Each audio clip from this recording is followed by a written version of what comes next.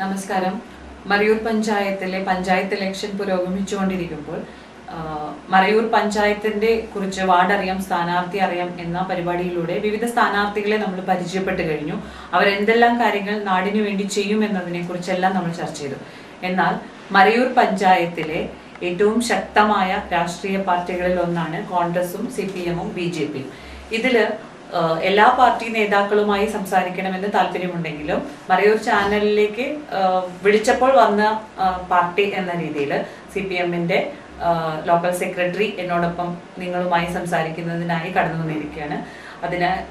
അദ്ദേഹം കടന്നു വന്നതിനും മറയൂർ ചാനൽ പ്രേക്ഷകരുമായി പാർട്ടിയുടെ നയങ്ങളും പാർട്ടി എടുക്കാൻ ഉദ്ദേശിക്കുന്ന കാര്യങ്ങളെക്കുറിച്ചും സംസാരിക്കുന്നതിന് വേണ്ടി ഈ വേദിയിലേക്ക് കടന്നു വന്നതിനായി സഖാവ് സിജുമോൻ ചേട്ടനെ ഞാൻ സ്വാഗതം ചെയ്യുന്നു. സിജുമോൻ ചേട്ടനും ഞാനും കൂടെ എനിക്ക് തോന്നുന്നു മൂന്നാമത്തെ പഞ്ചായത്ത് ഇലക്ഷൻ ആയിരിക്കും. 2015, 2020, 2025 3 പഞ്ചായത്ത് ഇലക്ഷനായി ഞങ്ങൾ ഇങ്ങനെ ഇന്റർവ്യൂ ചെയ്യാനായിട്ട് തുടങ്ങിയിട്ട്.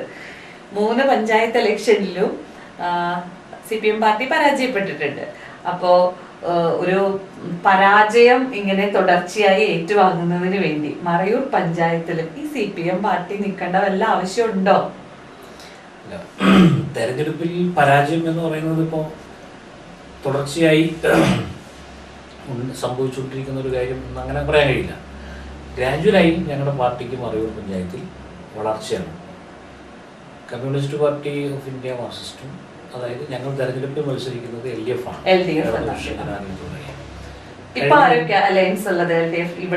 ഇവിടെ കേരള കോൺഗ്രസ് മാണി ഭാഗത്തുമായിട്ട് അലയൻസ് ഉണ്ട്. അവര് സിറ്റി മത്സരിക്കുന്നില്ല. CPIA, CPM. RSP ഇത്തവണ ഇല്ല. RSP ഇല്ല. ഇവിടെ RSPയുടെ പ്രവർത്തനം ഇല്ല. അല്ല, ഒരു തവണ നിന്നിട്ടുണ്ടല്ലോ RSP അലയൻസോട് കൂട്ടിയിട്ട് ഇവിടെ നിന്നിട്ടുണ്ട് 2015. നേരത്തെ അത് അവര് പിന്നീട് മറ്റേ കോൺഗ്രസിനോടൊപ്പം ചേർന്നപ്പോൾ കോൺഗ്രസിനോടൊപ്പം പോയി.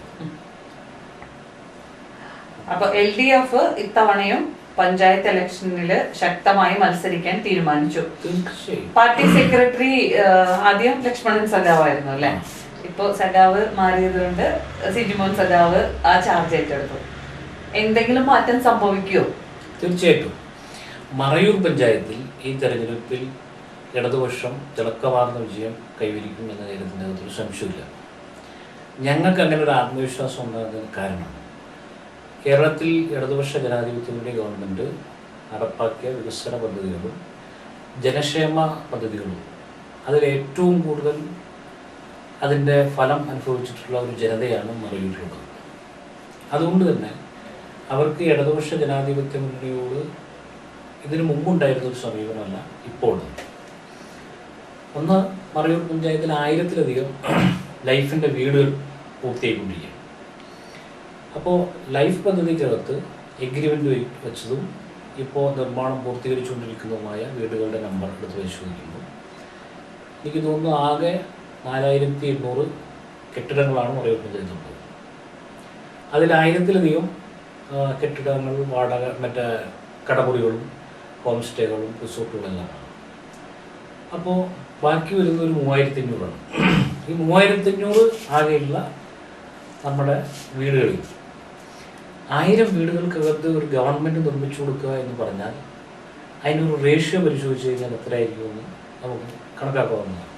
അപ്പോൾ ഇത്രയധികം വീടുകൾ നിർമ്മിച്ചു കൊടുക്കുന്ന ഒരു ഗവൺമെൻറ്റിനെ മാറ്റി നിർത്താൻ അല്ലെങ്കിൽ അതിനെതിരായി ചിന്തിക്കാൻ ജനങ്ങൾ അങ്ങനെ ചിന്തിക്കുമെന്ന് കരുതുന്നില്ല. ഒന്നും ഈ ജനങ്ങൾ അറിഞ്ഞിട്ടുണ്ടോ ഈ പദ്ധതി കൊടുത്തത്? ഇപ്പോ ഒരു പദ്ധതി കേന്ദ്ര പദ്ധതിയാണെങ്കിലും സംസ്ഥാന സർക്കാരിന്റെ പദ്ധതി, പഞ്ചായത്തിന്റെ തനത് പദ്ധതികൾ, ഇങ്ങനെ 3 ക്ലസ്റ്ററിലാണ് ഇവിടെ പദ്ധതികൾ നടപ്പിലാക്കുന്നത്. ആളുകളെ സംബന്ധിച്ച് ഇത് ആര് തന്നു എന്നത് അവർക്കൊരു വിഷയമേ അല്ല. പലർക്കും അറിഞ്ഞൂടാ ഈ ലൈഫ് പദ്ധതി തരുന്നത് LDF സർക്കാരാണെന്നോ, ജലജീവൻ മിഷൻ തരുന്നത് NDA സർക്കാരാണെന്നോ, അല്ലെങ്കിൽ കുടിവെള്ളം തരുന്നത് മറയൂർ പഞ്ചായത്താണെന്നോ ഇത് വേർതിരിച്ചറിയുന്നതിനുള്ള സൗകര്യങ്ങളോ അല്ലെങ്കിൽ അതിനുള്ള വിവരമോ നമ്മുടെ സാധാരണക്കാർക്കുണ്ടോ? മറയൂരിലെ ജനങ്ങൾക്കുണ്ടോ? നിങ്ങളാണ് ഈ ലൈഫ് പദ്ധതി പ്രകാരം ഇവിടെ വീട് കൊടുത്തത് എന്ന് ഈ മറയൂരിലെ ജനങ്ങൾക്ക് അറിയും. തീർച്ചയായിട്ടും ഒരു കാര്യം പറയണ്ടേ, ഗ്രാമസഭകൾ കൂടിയിട്ടല്ലേ ഇത് തീരുമാനിക്കുന്നത്? അതായത് ലൈഫ് പദ്ധതിക്കകത്ത് അപേക്ഷ സ്വീകരിച്ചത് സംസ്ഥാന ഗവൺമെന്റാണ്, പഞ്ചായത്തല്ല. അതെ, ഗ്രാമസഭയിൽ കൂടിയല്ലേ തീരുമാനിക്കുന്നത്? ഗ്രാമസഭയിൽ കൂടിയല്ല. ഇത് ലൈഫ് മിഷൻ സംസ്ഥാന ഗവൺമെന്റ് നേരിട്ട് ഓൺലൈനായി അപേക്ഷ സ്വീകരിച്ചു. ആ സംസ്ഥാന ഗവൺമെന്റ് വാങ്ങിയ അപേക്ഷ പഞ്ചായത്തിലേക്കല്ല വിട്ടത്. അത് നേരിട്ട് ഗവൺമെന്റ് തന്നെ അതിൻ്റെ ഒരു മോണിറ്ററിങ് നടത്തിക്കൊണ്ട് സംസ്ഥാന ഗവൺമെന്റ് ജീവനക്കാരെ ഇതിന് നിയോഗിച്ചു. ഈ കിട്ടിയ അപേക്ഷ പൂർണ്ണമായും സ്ക്രൂട്ടനൈസ് ചെയ്യാൻ വേണ്ടിയിട്ട് കിട്ടിയ അപേക്ഷ പൂർണ്ണമായിട്ടും അത് സ്ക്രൂട്ടനി നടത്താൻ വേണ്ടി ഓരോ പഞ്ചായത്ത് വാർഡിലേക്കും ഓരോ സർക്കാർ ഉദ്യോഗസ്ഥരെ നിയോഗിച്ചു. ആ സർക്കാർ ഉദ്യോഗസ്ഥൻ ഈ കിട്ടിയ അപേക്ഷയുമായി പോയി ഓരോ വാർഡിലെയും ഈ അപേക്ഷകൻ ഇതിന് യോഗ്യനാണോ എന്ന് പരിശോധിച്ചു. ആ പരിശോധിച്ചതിന് ശേഷം ഇതെല്ലാം ഓൺലൈനായി ഈ അപേക്ഷ സ്ക്രൂട്ടനി നടത്തി അവർ അതിൻ്റെ അകത്ത് യോഗ്യതയില്ലാത്ത ആളുകൾ ഒഴിവാക്കി. യോഗ്യതയില്ലാത്ത ആളുകൾ ഒഴിവാക്കുമ്പോൾ ഒരാളുടെ പേരിന് നേരെ എന്തുകൊണ്ട് അവർ ഒഴിവാക്കി എന്നുകൂടി അതിനകത്ത് രേഖപ്പെടുത്തിയാണ് റിപ്പോർട്ട് സമർപ്പിക്കുന്നത്. അങ്ങനെ സമർപ്പിച്ച റിപ്പോർട്ട് സംസ്ഥാന ഗവൺമെൻറ് ജില്ലാ ലൈഫ് മിഷൻ്റെ ഉദ്യോഗസ്ഥനെ, അതിനൊരു പ്രത്യേക ഉദ്യോഗസ്ഥനെ ചുമതലപ്പെടുത്തിയിട്ടുണ്ട്. ആ ജില്ലാ ലൈഫ് മിഷൻ്റെ കോർഡിനേറ്റർ ഈ ഓരോ പഞ്ചായത്തിലേക്കും ഈ ലിസ്റ്റ് പഞ്ചായത്തിലേക്ക് കൊടുത്തു. അതിനുശേഷം പഞ്ചായത്ത് ഗ്രാമസഭകളിൽ ഈ ലിസ്റ്റ് വായിച്ചു. ഗ്രാമസഭകളിൽ എന്ത് സംഭവിച്ചു? പഞ്ചായത്ത് തെരഞ്ഞെടുത്ത ആളുകളാണെന്ന് ജനങ്ങൾ വിചാരിച്ചു. ഗ്രാമസഭയിലല്ലേ ജനങ്ങൾ ഇത് മനസ്സിലാക്കുന്നുള്ളൂ. എല്ലാ തീരുമാനങ്ങളും ഗ്രാമസഭയിലാണ്. അതാ ഞാൻ പറഞ്ഞത്, എല്ലാ തീരുമാനങ്ങളും ഗ്രാമസഭയിലാണ്. മറയൂർ പഞ്ചായത്തിനെ സംബന്ധിച്ച് 13 വാർഡുകളില് 10 വാർഡ് കോൺഗ്രസിനും 3 വാർഡുകൾ മാത്രമാണ് LDFനും കിട്ടിയിട്ടുള്ളൂ കഴിഞ്ഞ ഇലക്ഷനിൽ. അപ്പോ നിങ്ങളുടെ പാർട്ടിയുടെ സ്ഥാനാർത്ഥികളിൽ നിന്ന് ജയിച്ച വാർഡുകളിൽ മാത്രം നിങ്ങൾക്ക് വേണമെങ്കിൽ അത് എസ്റ്റാബ്ലിഷ് ചെയ്യാൻ സാധിച്ചിരിക്കാം. ഗ്രാമസഭ എന്ന് പറയുന്നത് എല്ലാവരും ചേർന്നിട്ടുള്ള സമിതിയാണ്. പക്ഷെ അതിൽ എത്രമാത്രം ഇത് പറഞ്ഞ് ജനങ്ങളെ ബോധിപ്പിക്കാൻ പറ്റി? ബോധിപ്പിക്കാൻ തുടർച്ചയായി സർക്കാർ ഈ വിഷയത്തെ സംബന്ധിച്ച് ലൈഫിൽ അപേക്ഷ മേടിക്കുന്നതും അവരെ അപേക്ഷ കൊടുത്തതും എല്ലാം കേരള സംസ്ഥാന സർക്കാരിനാണ് അപേക്ഷ കൊടുത്തത്. അല്ലാതെ മറയൂരിലെ ജനങ്ങളെ സംബന്ധിച്ച് സർക്കാർ എന്ന് പറഞ്ഞാൽ അത് പഞ്ചായത്താണ്. അതെ, സാധാരണ ജനങ്ങളെല്ലാം അല്ല, മറയൂരിലെല്ലാം സാധാരണക്കാരാണ്. അല്ലെ, സാധാരണക്കാരെല്ലാ ആവശ്യങ്ങൾക്കും സമീപിക്കുന്നത് പഞ്ചായത്തിനെയാണ്. പക്ഷേ നമ്മൾ കാണുന്ന ഒരു കാര്യം, പണ്ടുണ്ടായിരുന്ന മറയൂരല്ല. അപ്പോൾ നമ്മള് മറയൂരിലെ ഒരു ആദിവാസി കുടിയില്ല, ഇപ്പൊ ചമ്പക്കാട് ആദിവാസി കുടി, ഇപ്പം കാന്തല്ലൂർ പഞ്ചായത്ത് 17 സർക്കാർ ഉദ്യോഗസ്ഥരുണ്ട്. ഇങ്ങനെ മറയൂർ പഞ്ചായത്തിന്റെ അകത്ത് നെല്ലിപ്പെട്ടി, അവിടെ MSW പാസ്സായ 2 ആളുണ്ട്. നെല്ലിപ്പെട്ടി കുടിയിൽ MSW പാസ്സായ പെൺകുട്ടീനെ കല്യാണം കഴിച്ച് അയച്ചേക്കുന്നത് ഇപ്പോൾ നമ്മുടെ ഇവിടാണ്, മത്സ്യപ്പെട്ടി കുടിയിലേക്കാണ് ആ പെൺകുട്ടീനെ കല്യാണം കഴിച്ച് അയച്ചേക്കുന്നത്. അതുപോലെ തന്നെ പയസ്നഗറിൽ കണക്കായിട്ട് സുനിതയുണ്ട്. അപ്പോ നമ്മളിവിടുത്തെ ഇപ്പോ തീർത്ഥമലക്കുടി കാന്തല്ലൂർ പഞ്ചായത്തിലെ അവിടെ നമ്മള് മറയൂരത്തെ കാര്യം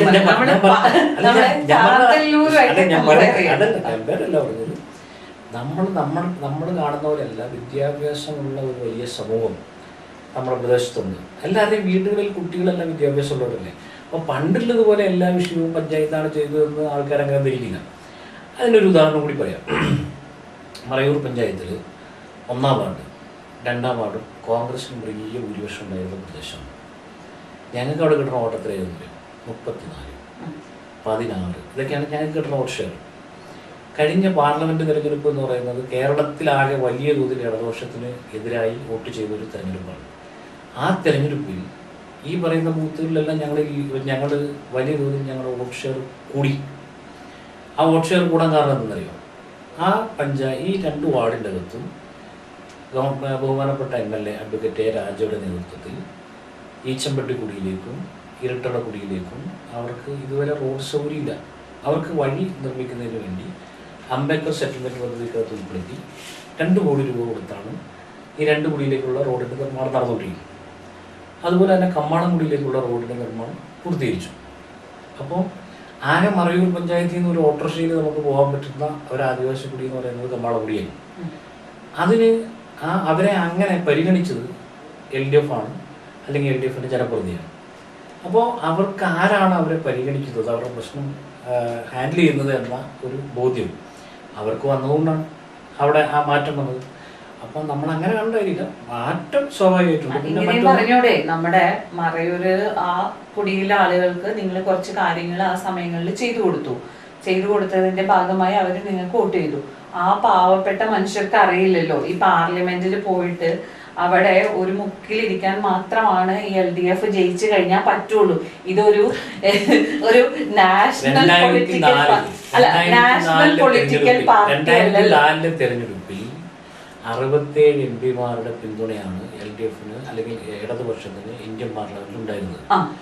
ആ 2004 ഉണ്ടായിരുന്ന LDFിന്റെ പിന്തുണ 550 സീറ്റ് വേണം. അതെ, ഞാൻ പറഞ്ഞെ 64 പേരുടെ പിന്തുണയുണ്ട്. ഞങ്ങൾ വലിയ പാർട്ടിയെന്ന് പറഞ്ഞില്ല, വലിയ പാർട്ടിയെന്ന് പറയണം. കാരണം ഇവിടെ ഇന്ത്യയിൽ ഈ രാഷ്ട്രീയ പ്രസ്ഥാനം വന്നിട്ട് നാഷണൽ പൊളിറ്റിക്കൽ പാർട്ടിയായിട്ട് കാലം എത്ര കഴിഞ്ഞു? അല്ല, നാഷണൽ പൊളിറ്റിക്കൽ പാർട്ടി എന്ന് പറഞ്ഞാൽ ഞങ്ങൾ ഇന്ത്യയിൽ പ്രവർത്തിക്കുന്ന തൊഴിലാളി വർഗത്തിന്റെ പ്രശ്നങ്ങൾ പരിഹരിക്കാനും ഇന്ത്യയിലെ തൊഴിലാളി വർഗത്തിൽ ഇന്ത്യയിലെ ഏറ്റവും വലിയ തൊഴിൽ സംഘടനകൾ ഏതാണ്? Indian railway. നിങ്ങൾ എടുത്തോളൂ, ഇന്ത്യൻ റെയിൽവേക്കകത്തെ അതിൻ്റെ അകത്ത് തൊഴിലാളികളുടെ ഷെയർ എടുത്ത് ഏറ്റവും കൂടുതൽ തൊഴിലാളികളുള്ള സംഘടന CIT ആണ്. തമിഴ്നാട്ടിൽ ഞാൻ പറയട്ടെ, തമിഴ്നാട്ടിൽ ഇപ്പൊ നിങ്ങള് മറ്റേ ഇന്ത്യയിൽ എത്ര സ്ഥലത്ത് ഈ പാർട്ടി ഉണ്ട് ഒന്ന് പറഞ്ഞു? ഇന്ത്യയിൽ എല്ലാ സ്റ്റേറ്റിലും പാർട്ടി, എല്ലാ സ്റ്റേറ്റിലും ഉണ്ട്. അതല്ല ജയിച്ച സ്ഥലങ്ങളെ നമ്മൾ തെരഞ്ഞെടുപ്പിൽ ജയിക്കുന്നത് വെച്ചിട്ട് ഒരു പാർട്ടീനെ പാർട്ടിയായിട്ട് അംഗീകരിക്കുന്നത് തെരഞ്ഞെടുപ്പില് 4% വോട്ട് കിട്ടുമ്പോഴാണ് ഒരു പാർട്ടി നാഷണൽ പാർട്ടിയാണോ, സ്റ്റേറ്റ് പാർട്ടിയാണോ, റീജിയണൽ പാർട്ടിയാണോ എന്ന് തീരുമാനിക്കുന്നത് ഇലക്ഷൻ കമ്മീഷൻ. അത് കറക്റ്റ് തന്നെ. ഞാൻ പറഞ്ഞതല്ല, നമ്മൾ ഇന്ത്യയിൽ തൊഴിലാളി വർഗ പാർട്ടി എന്ന നിലയിൽ communist party of India Marxist അതിനെ പിന്തുണയ്ക്കുന്ന തൊഴിലാളി സംഘടന CIT. തമിഴ്നാട്ടിൽ ഞങ്ങൾ അങ്ങനെ വലിയ പാർട്ടിയല്ലല്ലോ, പക്ഷെ തമിഴ്നാട്ടിലെ ഏറ്റവും പ്രധാനപ്പെട്ട തൊഴിൽ സംഘടന ഞങ്ങളാണ്. ഇപ്പോൾ ഇവിടെ തൊട്ടടുത്ത് ഉടുമൽപേട്ടയുണ്ട്. ആ ഉടുമൽപേട്ടയിലെ ഉടുമൽപേട്ട നിങ്ങൾക്ക് അറിയാൻ വേണ്ടിയിട്ട് തൊട്ടടുത്തോടെ ബസ് സ്റ്റാൻഡിൽ അവിടുത്തെ തമിഴ്നാട് ട്രാൻസ്പോർട്ടിൻ്റെ അവിടുത്തെ തൊഴിലാളികളിൽ 70% CIT ഉണ്ട്. അതൊന്നും വിഷയമുള്ള കാര്യമില്ല. നമുക്ക് ആവശ്യം എന്ന് പറയുന്നത് ഒരു ഇലക്ഷൻ നടക്കുന്ന സമയത്ത് ഏത് പാർട്ടി ജയിക്കുന്നു, അതാണ് നമ്മൾ പൊളിറ്റിക്കൽ പാർട്ടി എന്ന് പറയുന്ന ലേബൽ. ജയം എന്ന് പറയുന്നത് ജനങ്ങള് ആരുടെ കൂടെ നിൽക്കുന്നു എന്നതിന്റെ ജനാധിപത്യത്തിന്റെ മഹോത്സവത്തില് ജനാധിപത്യം ഇപ്പൊ നമ്മൾ കണ്ടല്ലോ. എന്താണ് ഇന്ത്യയുടെ പ്രതിപക്ഷ നേതാവ് രാഹുൽ ഗാന്ധി പറഞ്ഞ എന്താ? ബീഹാറിൽ തെരഞ്ഞെടുപ്പ് നടന്നപ്പോൾ അതെന്താ പറഞ്ഞത്? ജനാധിപത്യം ഇന്ത്യയിൽ അവസാനിച്ചു എന്നല്ലേ? ഞങ്ങളല്ല പറഞ്ഞത്. കോൺഗ്രസിന്റെ ഇന്ത്യയിലെ ഏറ്റവും പ്രമുഖനായിട്ടുള്ള നേതാവ് രാഹുൽ ഗാന്ധിയാണ് പറഞ്ഞത് ഇന്ത്യയിൽ ജനാധിപത്യം നശിച്ചു. അല്ല, അതങ്ങനല്ല. അത് മാത്രല്ല, അവിടുത്തെ വോട്ടെണ്ണി കഴിഞ്ഞപ്പോ എന്താ സ്ഥിതി? തെരഞ്ഞെടുപ്പിൽ വോട്ട് ചെയ്തതിനേക്കാൾ കൂടുതൽ വോട്ടെണ്ണി തെരഞ്ഞെടുപ്പിൽ ചെയ്യാൻ അവിടെ ആളുകൾ ചെയ്ത വോട്ടിനേക്കാൾ കൂടുതലാണ് കൗണ്ടിങ് വന്നു കഴിഞ്ഞപ്പോഴത്തേക്കും വന്നത്. ചെറിയ നമ്പറല്ല, 12 ലക്ഷം വോട്ടാണ് അവിടെ അധികമായിട്ട് വോട്ടെണ്ണിയത്. എന്ന് പറഞ്ഞാൽ മെഷീൻ കടത്തിക്കൊണ്ട് പോകുന്നു, മെഷീൻ മാറ്റി വയ്ക്കുന്നു, വലിയ വിവാദങ്ങൾ ഉണ്ടായതാണ്. അപ്പൊ അതുകൊണ്ട് ഇന്ത്യയിലെ ജനാധിപത്യം നമ്മൾ കേരളത്തിൽ കാണുന്ന പോലെ ഞാൻ പറയട്ടെ, ഭരിക്കുന്ന രാഷ്ട്രീയ പാർട്ടിയുടെ കയ്യിലാണ് ബ്യൂറോക്രാറ്റ്സ് ഉള്ളത്. അവർക്ക് എന്തും അത് ചെയ്യാൻ പറ്റും. അവിടെ കേന്ദ്ര ഗവൺമെന്റിൽ ചെയ്യുന്ന അതേ മാജിക് ആണ് സ്റ്റേറ്റ് ഗവൺമെന്റിൽ ഇവിടെ LDF പാർട്ടി ചെയ്യുന്നത്. ആരോപിച്ച അല്ല, സ്ഥിരമായിട്ട് ഈ റിപ്പീറ്റഡ് ആയിട്ട് ജയിക്കുന്നത് ഞങ്ങൾക്ക് എല്ലാവർക്കും അതായത് LDF വരും എല്ലാം ശരിയാവും എന്ന് പറഞ്ഞിട്ട് മുക്കിലും മൂലയിലും മുഴുവൻ ബീവറേജ് ഷോപ്പ് ഓപ്പൺ ചെയ്തിട്ടുള്ള സർക്കാരിനെ നമ്മള് വീണ്ടും വോട്ട് ചെയ്ത് ജയിച്ചു എന്നാണ് പറയുന്നത്. അതാണ് എന്റെ പ്രശ്നം. ഞാൻ പറയട്ടെ, കേരളത്തിൽ 5.25 ലക്ഷം ആളുകൾക്ക് ലൈഫിനകത്ത് വീട് വെച്ചു കൊടുത്തു. 5.25 ലക്ഷം ആളുകൾക്ക് കേരളത്തിൽ ഈ ഗവൺമെൻറ് ചെയ്യുന്ന പദ്ധതി. നിങ്ങൾ സർക്കാർ സ്കൂൾ ഇപ്പോൾ വേറെ ഒന്നും വേണ്ട, നമ്മുടെ മറയൂരിലെ ഗവൺമെൻറ് LP സ്കൂൾ 114 കുട്ടികളാണ് UDFിൻ്റെ ഭരണകാലത്ത് ആ സ്കൂളിൽ പോയിക്കൊണ്ടിരുന്നത്. വേറെ ആർക്കും സംശയമുള്ള കാര്യമില്ല, നമുക്കെല്ലാം അറിയുന്ന കാര്യം. ഇപ്പോൾ ആ സ്കൂളിൽ 487 കുട്ടികളുണ്ട്.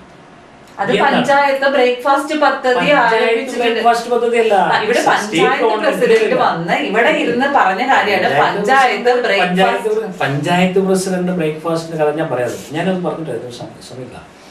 അതായത് മറയൂർ പഞ്ചായത്തിലെ ഗവൺമെൻറ് LP സ്കൂളിൽ കുട്ടികൾ പോകുന്നത് ഞങ്ങൾ അവിടെ കൂടുതൽ കുട്ടികൾ വരുന്നതിൻ്റെ പ്രധാനപ്പെട്ട കാരണം എന്താ അറിയും? ഒന്ന്, ആ സ്കൂളിൽ നല്ല മികവുറ്റ അടിസ്ഥാന സൗകര്യമുണ്ട്, സ്കൂളിൻ്റെ കെട്ടിടം നൽകുന്നു. പറഞ്ഞതുപോലെ ബ്രേക്ക്ഫാസ്റ്റ് ഉണ്ട്, അതിനകത്ത് തർക്കമില്ല, ബ്രേക്ക്ഫാസ്റ്റ് ഉണ്ട്. അത് പഞ്ചായത്തിന് വെച്ചാൽ പഞ്ചായത്തിന് ഓൺ ഫണ്ടില്ല, സർക്കാർ കൊടുക്കുന്ന പൈസയാണ്.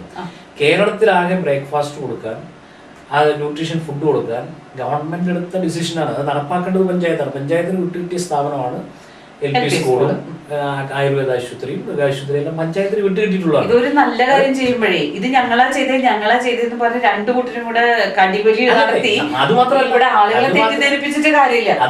കൃത്യമായിട്ട് നമ്മൾ പറയണം. എനിക്കിപ്പോ ഇതിൽ കൃത്യമായിട്ട് അറിയേണ്ടത്, പഞ്ചായത്താണോ ഇവിടുത്തെ മറയൂർ LP സ്കൂളിലെ കുട്ടികൾക്ക് ബ്രേക്ക്ഫാസ്റ്റിനുള്ള പൈസ കൊടുത്തത്, അതോ കേരള സർക്കാരാണ്? കേരള സർക്കാർ. എത്ര പെർസെന്റേജ് കേരള സർക്കാർ കൊടുത്തു? പൂർണ്ണമായി കേരള സർക്കാർ. പഞ്ചായത്തിന് ഗവൺമെന്റ് മറയൂർ പഞ്ചായത്ത് ഒരു രൂപ പോലും ചെലവില്ല. മറയൂർ പഞ്ചായത്തിന് 5 കോടി രൂപ ഒരു വർഷം ഗവൺമെന്റ് ഗ്രാൻഡായി കൊടുക്കും. ആ പണം മറയൂർ പഞ്ചായത്തിൽ എങ്ങനെ വിനിയോഗിക്കണം എന്ന് തീരുമാനിക്കാനുള്ള അവകാശം പഞ്ചായത്തിനുണ്ട്. പക്ഷേ കൃത്യമായി ഇന്ന നിർബന്ധിത പ്രോജക്റ്റുകളുണ്ട്. അംഗൻവാടികൾക്ക് കുട്ടികൾക്ക് ഭക്ഷണം, അവർക്ക് അല്ല, അത് നിർബന്ധിത പ്രോജക്റ്റാണ്. പഞ്ചായത്തിന് നേരിട്ട് പൈസ കൊടുക്കും, പഞ്ചായത്ത് അതിൽ നിന്ന് വകമാറ്റി ചെലവഴിക്കേണ്ട കാര്യമാണ്. അത് പഞ്ചായത്താണ് അവർക്ക് ഇതിന്റെ ഇംപ്ലിമെന്റിംഗ് ഓഫീസർ എന്ന് പറയുന്നത് പഞ്ചായത്ത് സെക്രട്ടറിയാണ്. അതേപോലെ തന്നെയാണ് ഗവൺമെന്റ് LP സ്കൂളിലെ കുട്ടികൾക്ക് ഉച്ചഭക്ഷണം. ആ ഉച്ചഭക്ഷണം നിർബന്ധിത പ്രോജക്റ്റാണ്. പഞ്ചായത്ത് അത് വെച്ചാലാണ് DPC അംഗീകാരം കൊടുക്കുള്ളൂ. അപ്പോൾ പഞ്ചായത്ത് ഇവിടുത്തെ മറയൂർ LP സ്കൂളിന് ഭക്ഷണം കൊടുക്കാനുള്ള പ്രോജക്റ്റിന് പൈസ വെക്കാതെ ജില്ലാ പ്ലാനിംഗ് ബോർഡിന്റെ മുമ്പിൽ അവരുടെ പ്രോജക്റ്റിന് കൊണ്ടുവന്ന് വെച്ചിട്ടുണ്ടെങ്കിൽ സംസ്ഥാന ഗവൺമെന്റ് അംഗീകാരം കൊടുക്കൂല, നിർബന്ധിത പ്രോജക്റ്റാണ്. അപ്പോൾ അത് മാത്രമല്ല, ഇപ്പോൾ മറയൂരിലെ ഗവൺമെന്റ് LP സ്കൂളിൽ ഇംഗ്ലീഷ് മീഡിയം വിദ്യാഭ്യാസം ആരംഭിച്ചു. ഇപ്പം എൻ്റെ കൊച്ചിന് 4ാം ക്ലാസ് വരെ ഞാൻ ആ സ്കൂളിൽ വിട്ടത്. വിടാൻ ഏറ്റവും പ്രധാനപ്പെട്ട കാരണം എന്താണെന്ന് ചോദിച്ചാൽ, 1 ഇൻഫ്രാസ്ട്രക്ചർ ഉണ്ട്, 2 ഇംഗ്ലീഷ് മീഡിയം വിദ്യാഭ്യാസം ഉണ്ട്, 3 അധ്യാപകർ സ്കൂൾ തുറക്കുമ്പോൾ തന്നെ എല്ലാ സബ്ജക്റ്റും ഉണ്ട്. ഇത് പണ്ടില്ല, അതാണ് പ്രശ്നം. അതായത് ഉമ്മൻചാണ്ടി ഗവൺമെന്റ് ഉണ്ടായിരുന്നപ്പോൾ ഏറ്റവും പ്രധാനപ്പെട്ട സമരം നടന്നതെന്ന് കുട്ടികൾക്ക് പാഠപുസ്തകം ഫോട്ടോസ്റ്റാറ്റ് എടുത്ത് കൊടുക്കുന്ന സമരമാണ്. എന്ന് വെച്ചാൽ പാഠപുസ്തകവും ഓണപരീക്ഷയാകുമ്പോഴും പാഠപുസ്തകം കിട്ടുന്നില്ല. ഇതാണ് ഒരു പ്രധാനപ്പെട്ട പ്രശ്നമായിട്ടുണ്ടായിരുന്നത്. ഇപ്പോൾ സ്കൂൾ വിദ്യാഭ്യാസം, പൊതുവിദ്യാഭ്യാസത്തെ ശക്തീകരിക്കാൻ ആവശ്യമായ നടപടി ഗവൺമെൻറ്റിൻ്റെ ഭാഗത്തു നിന്നുണ്ടായി. ഇപ്പോൾ മറയൂർ ഗവൺമെൻറ് LP സ്കൂളിന് ബസ് കൊടുത്തു, ഹൈസ്കൂളിനും കൊടുത്തു, കോളേജിനും ഓരോ ബസ് കൊടുത്തു. ഇവിടുത്തെ MLA അഡ്വക്കേറ്റ് രാജയാണ് അങ്ങനെ ബസ് വാങ്ങാനുള്ള ഫണ്ട് വെച്ച്. അപ്പോൾ ഹൈസ്കൂളിൽ പക്ഷേ ബസ് ഇതുവരെ വാങ്ങിയിട്ടില്ല. കോളേജിലേക്കുള്ള ബസ് വാങ്ങി, LP സ്കൂളിലുള്ള ബസ് വാങ്ങി. അപ്പോൾ കൂടുതൽ കുട്ടികൾക്ക്, ഇപ്പോൾ കുട്ടികൾ കൃത്യമായി സ്കൂളിലേക്ക് പോകാൻ പണ്ടത്തെ എന്ന് വെച്ചാൽ പൊതുഗതാഗതത്തിൻ്റെ അകത്ത് പ്രൈവറ്റ് ബസ്സുകളൊക്കെയാണ് ആശ്രയിച്ചുകൊണ്ടത്, ട്രിപ്പ് ജീപ്പ് എടുക്കേണ്ടത്. അപ്പോൾ ഈ ഗതാഗത സൗകര്യത്തിനകത്ത് വലിയ മാറ്റം വന്നു. അപ്പോൾ കുട്ടികൾക്ക് യാത്രാ സൗകര്യത്തിൻ്റെ പ്രശ്നം വന്നു. അപ്പോൾ ബസ് വന്നപ്പോൾ കുട്ടികൾ കൂടുതൽ സ്കൂളിലേക്ക് എത്താൻ തുടങ്ങി. സൗജന്യമായ യൂണിഫോം ഉണ്ട്. ആ യൂണിഫോമത്തിൻ്റെ തുണി കൊടുക്കുന്നതോടൊപ്പം അത് തുന്നാൻ അല്ലെങ്കിൽ അത് തയ്ക്കാൻ ആവശ്യമായിട്ടുള്ള പൈസയും സർക്കാർ കൊടുക്കും. ഇങ്ങനെ പൊതുവിദ്യാഭ്യാസത്തെ ശാക്തീകരിക്കാൻ ആവശ്യമായ കാര്യം LP സ്കൂൾ മാത്രമല്ല, സർക്കാർ ഗവൺമെൻറ് ഹയർ സെക്കൻഡറി സ്കൂളിൽ 6 കോടിയിൽ പരം, അവിടെ നിങ്ങൾ ജോലി ചെയ്തിട്ടുള്ള അവിടെ 6 കോടിയിൽ പരം രൂപയുടെ പുതിയ കെട്ടിടത്തിൻ്റെ നിർമ്മാണം പൂർത്തീകരിച്ചുകൊണ്ടിരിക്കുകയാണ്. ഹൈടെക് ക്ലാസ് റൂമുകൾ വന്നു. അപ്പം അതുപോലെ തന്നെ അവിടുത്തെ ഇപ്പോഴത്തെ ലാബ്, ബാത്റൂം ഉണ്ടല്ലോ. ജില്ലാ പഞ്ചായത്ത് ബാത്റൂമിനാണ് ഞങ്ങൾ തമ്മിൽ ഒരു തർക്കം അവിടെ ഉണ്ടായത്. അതായത് ഹൈസ്കൂളില് ബാത്റൂം കുട്ടികൾക്ക് പ്രശ്നം ഉണ്ടായത്. അപ്പൊ അവിടെ ജില്ലാ പഞ്ചായത്ത് എന്തായാലും ഒരു സമരം നമ്മള് ഇതായാലും അവിടെ ഹൈസ്കൂളിൽ പെൺകുട്ടികൾക്ക് ബാത്റൂം ഉണ്ടായത് കേട്ടാലും ജില്ലാ പഞ്ചായത്ത് മെമ്പറായിരുന്ന C രാജേന്ദ്രൻ കഴിഞ്ഞ വർഷം അദ്ദേഹം കൊണ്ടുവച്ച് അവിടെ ടോയ്ലറ്റ് ബ്ലോക്ക് ഉണ്ടായി. ഇപ്പോൾ 1 കോടി രൂപ ഒരു ലാബിന് വേണ്ടി മാത്രമാണ്, 2 നിലയിലുള്ള ലാബ്. അപ്പോൾ കുട്ടികൾക്ക് മെച്ചപ്പെട്ട അവരുടെ വിദ്യാഭ്യാസത്തിൻ്റെ നിലവാരം വർദ്ധിപ്പിക്കാൻ ആവശ്യമായ കാര്യങ്ങൾ ചെയ്തു. അപ്പോൾ പൊതുവിദ്യാഭ്യാസ രംഗത്ത് വന്ന മാറ്റം അത് വളരെ വലുതാണ്. അപ്പോൾ ഇതെല്ലാം നമ്മുടെ ഗവൺമെൻറ് ഇവിടെ ചെയ്യണം. മറ്റൊന്നെന്ന് വെച്ചാൽ ഈ കുട്ടികൾ ഇവിടെ ഈ സിംഗിൾ സ്കൂൾ ടീച്ചേഴ്സിൻ്റെ നടത്തുന്ന സ്കൂളുകളുണ്ട്, ഏകാധ്യാപക സ്കൂൾ. നല്ല അധ്യാപകരൊക്കെയാണ്, അവർ കമ്മിറ്റഡ് ആയിട്ടുള്ള ആൾക്കാരാണ്. പക്ഷേ ഈ പുതിയ പാഠപുസ്തക പരിഷ്കരണം എല്ലാം വരുമ്പോൾ ആ സബ്ജക്റ്റിൻ്റെ അകത്ത് അവരുടെ നോളജ് ഒരു പ്രധാനപ്പെട്ട ഘടകമാണ്. അപ്പോൾ ഗവൺമെൻറ് ഒരു തീരുമാനമെടുത്തു, ഈ സ്കൂളുകളെല്ലാം നിർത്തുക. ഈ കുട്ടികൾക്ക് ഇപ്പോൾ ഒരേ ടീച്ചർ തന്നെയാണ് അവർക്ക് ഇംഗ്ലീഷും കണക്കും മലയാളവും സബ്ജക്റ്റും ലാംഗ്വേജും എല്ലാം പഠിപ്പിക്കുന്നത്. അപ്പോൾ ഈ കുട്ടികളുടെ നിലവാരം വർദ്ധിപ്പിക്കുന്നതിന് ആവശ്യമായിട്ടുള്ളൊരു പദ്ധതി. ആ പദ്ധതിയുടെ ഭാഗമാണ് ഇപ്പോൾ ആ സ്കൂളുകളെല്ലാം ടോട്ടൽ സ്റ്റോപ്പ് ചെയ്തു. അപ്പോൾ ആദിവാസി കുടികളിൽ നിന്നൊക്കെയാണ് കുട്ടികൾ സ്കൂളിലേക്ക് വരുന്നത്. അപ്പോൾ അവരെ അവിടെ തന്നെ ഡ്രോപ്പ് ഔട്ടായി പോകാതിരിക്കാൻ വേണ്ടിയിട്ടാണ് നേരത്തെ ആ സ്കീം തുടങ്ങിയത്. അപ്പോൾ വിദ്യാഭ്യാസ നിലവാരം വർദ്ധിപ്പിക്കാൻ വേണ്ടി ഈ സ്കൂളുകൾ നിർത്തിയിട്ട് പകരം അവിടെ നിന്ന് കുട്ടികളെ ഗോത്ര സാരഥി പദ്ധതി ഗവൺമെൻറ് ആദ്യം ആരംഭിച്ചു. പിന്നീട് അത് വിദ്യാവാഹിനി. ഇപ്പോൾ കുട്ടികളെ രാവിലെ സ്കൂളിൽ വീട്ടിൽ പോയി വിളിച്ച് സ്കൂളിൽ കൊണ്ടുവന്ന് പോകും, വൈകുന്നേരം തിരിച്ചു കൊണ്ടുവന്ന് പോകും. എനിക്ക് തോന്നുന്നു ഏതാണ്ട് 40 വണ്ടികൾക്ക് മുകളിലാണ് ഒരു ദിവസം ഇങ്ങനെ കുട്ടികളെ സ്കൂളിലെത്തിക്കുകയും തിരിച്ചു കൊണ്ടുപോയി വിടുകയും ചെയ്തു. എന്ന് വെച്ചാൽ ഒരു കുട്ടി പോലും വിദ്യാഭ്യാസത്തിൽ നിന്ന് ഡ്രോപ്പ് ഔട്ട് ആകാൻ പാടില്ല. അതിനാവശ്യമായിട്ടുള്ളൊരു പദ്ധതി. അതൊക്കെ കുട്ടികൾക്ക് കിട്ടുന്ന വിദ്യാഭ്യാസം അത് നിലവാരമുള്ള വിദ്യാഭ്യാസമായിരിക്കും. ആ ടീച്ചേഴ്സിനെ സംരക്ഷിക്കാൻ വേണ്ടി സർക്കാർ ഒരു തീരുമാനമെടുത്തു. എന്താണെന്ന് വെച്ചാൽ ഒരു 30-32 വരുന്ന ടീച്ചർ ഈ പ്രദേശത്ത് മാത്രമേ. അവരെ എല്ലാവരെയും ഗവൺമെൻറ് വിദ്യാഭ്യാസ വകുപ്പിൽ തന്നെ പെർമനൻ്റായി നിശ്ചയിച്ച് അവർക്ക് അവരുടെ ജോലി സ്ഥിരപ്പെടുത്തി കൊടുക്കാൻ ആവശ്യമായൊരു കാര്യം ചെയ്യും. അതിനെ UDF-ൻ്റെ നേതാക്കന്മാരെല്ലാം ആക്ഷേപിച്ചത് ഞങ്ങൾ പിൻവാതിൽ നിയമനം നടത്തിയെന്നാണ്. അതെന്ന് വെച്ചാൽ 20-22 വർഷമായിട്ട് ആദിവാസി കുടികളിൽ പോയി പഠിപ്പിക്കുകയും ചെറിയ ശമ്പളത്തിന് പഠിപ്പിക്കുകയും ചെയ്തുകൊണ്ടിരുന്ന ആളുകൾ അവരെ കൂടി സ്ഥിരപ്പെടുത്തിക്കൊണ്ടാണ് ഗവൺമെൻറ് ഈ പ്രോജക്റ്റ് നടപ്പാക്കിയത്.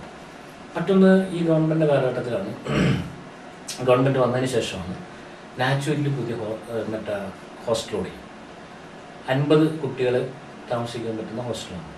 അപ്പോൾ ആ ഹോസ്റ്റൽ വന്നപ്പോൾ ഈ ഡ്രോപ്പ് ഔട്ടാവുന്ന അല്ലെങ്കിൽ ഇങ്ങനെ സ്കൂൾ നിർത്തുമ്പോൾ അങ്ങനെ വണ്ടി എത്താൻ പറ്റാത്ത ഏതെങ്കിലും സ്ഥലത്തെ കുട്ടികളുണ്ടെങ്കിൽ ആ കുട്ടികൾക്ക് കൂടി പഠനം ഉറപ്പാക്കാൻ വേണ്ടിയിട്ടാണ് അങ്ങനൊരു സ്ഥാപനം കൂടി ആരംഭിച്ചു. ഇപ്പോൾ ആ സ്ഥാപനത്തിന് 2 കോടി രൂപ ചെലവിൽ വയസ്സിനവർക്ക് പുതിയ കെട്ടിടത്തിനുള്ള ഫണ്ട് പാസ്സായിട്ടുണ്ട്. ഇപ്പം അത് വാടക കെട്ടിടത്തിലാണ് പ്രവർത്തിക്കുന്നത്. പുതിയ കെട്ടിടത്തിനുള്ള പൈസ പാസ്സായിട്ടുണ്ട്. അപ്പോൾ വിദ്യാഭ്യാസ മേഖലയിൽ മാത്രം ഞങ്ങൾ ഇത്രയധികം കാര്യങ്ങൾ ഗവൺമെന്റ് ചെയ്തിട്ടുണ്ട്. എനിക്കൊരു കാര്യം ചോദിക്കാനുള്ളത്, ഇപ്പം നമ്മുടെ മറയൂർ പഞ്ചായത്ത്, നിങ്ങളൊരു നല്ല സാമൂഹ്യ നിരീക്ഷകൻ ആണ് എന്നുള്ള എൻ്റെ ബോധ്യത്തിൽ ഞാൻ ചോദിക്കുന്ന ചോദ്യം, മറയൂർ പഞ്ചായത്തില് സിജിമോൻ ചേട്ടൻ എടുത്ത് നോക്കുമ്പോൾ മറയൂർ പഞ്ചായത്ത് ചെയ്ത ഏതെങ്കിലും നല്ല കാര്യങ്ങളോ നല്ല പ്രൊജക്ടുകളോ ചൂണ്ടിക്കാണിക്കാൻ പറ്റുമോ? ഞങ്ങൾ ചെയ്തതല്ല, ഒരു സാമൂഹ്യ നിരീക്ഷകൻ എന്ന ലെവലില്, ഒരു പൊളിറ്റീഷ്യൻ എന്ന ലെവലില് മറയൂർ പഞ്ചായത്ത് ചെയ്ത ഏതെങ്കിലും പ്രൊജക്ടുകൾ, നല്ല പ്രൊജക്ട്, ഇത് നല്ലതാണ്, ഇവിടുത്തെ ജനങ്ങൾക്ക് നന്മയുണ്ടായ ഒരു പ്രൊജക്റ്റാണ്, അത് LDF കൊടുത്തിട്ട് ഇവര് ചെയ്തു എന്ന് പറയാനല്ല പറഞ്ഞത്. അല്ലാതെ മറയൂർ പഞ്ചായത്ത് ചെയ്ത പ്രൊജക്റ്റിൽ ഏതെങ്കിലും നല്ലൊരു പ്രൊജക്ട് ചൂണ്ടിക്കാണിക്കാനായിട്ട് പറ്റുമോ? അത് ഏതെങ്കിലും ഇപ്പോ ഹരിത കർമ്മസേന ആ പദ്ധതി വന്നതോടുകൂടി ഇവിടുത്തെ ടൗണിലെ മാലിന്യം നീക്കം ചെയ്യുന്നത്. ഹരിത കർമ്മസേന അതൊരു സെൻട്രലൈസ്ഡ് പ്രോജക്റ്റിന്റെ ഭാഗമായിട്ട് വന്നതല്ലേ? ഗവൺമെന്റ് പ്രഖ്യാപിക്കുന്ന എല്ലാ പദ്ധതികളും എല്ലാ പഞ്ചായത്തുകളും ഏറ്റെടുക്കില്ല. ഇതിൻ്റെ അത് രാഷ്ട്രീയമുണ്ട്. അപ്പം പല പഞ്ചായത്തിലും ഏറ്റെടുക്കില്ല. പക്ഷെ ഹരിത കർമ്മസേന പദ്ധതി ഇവർ ഏറ്റെടുത്തു. മാലിന്യ നിർമ്മാർജ്ജനത്തിന് ആവശ്യമായ തുമ്പൂർ മൊഴി പ്രോജക്റ്റ് അത് നടപ്പാക്കി. അത് നല്ലൊരു പ്രോജക്റ്റാണ്. പക്ഷേ ഇത് ഈ നല്ലൊരു പ്രോജക്റ്റ് എന്ന് പറയുമ്പോൾ നടപ്പാക്കാതെ പോയ പ്രോജക്റ്റുകളുണ്ട്. ഇപ്പൊ മറയൂരിലെ ഏറ്റവും പ്രധാനപ്പെട്ട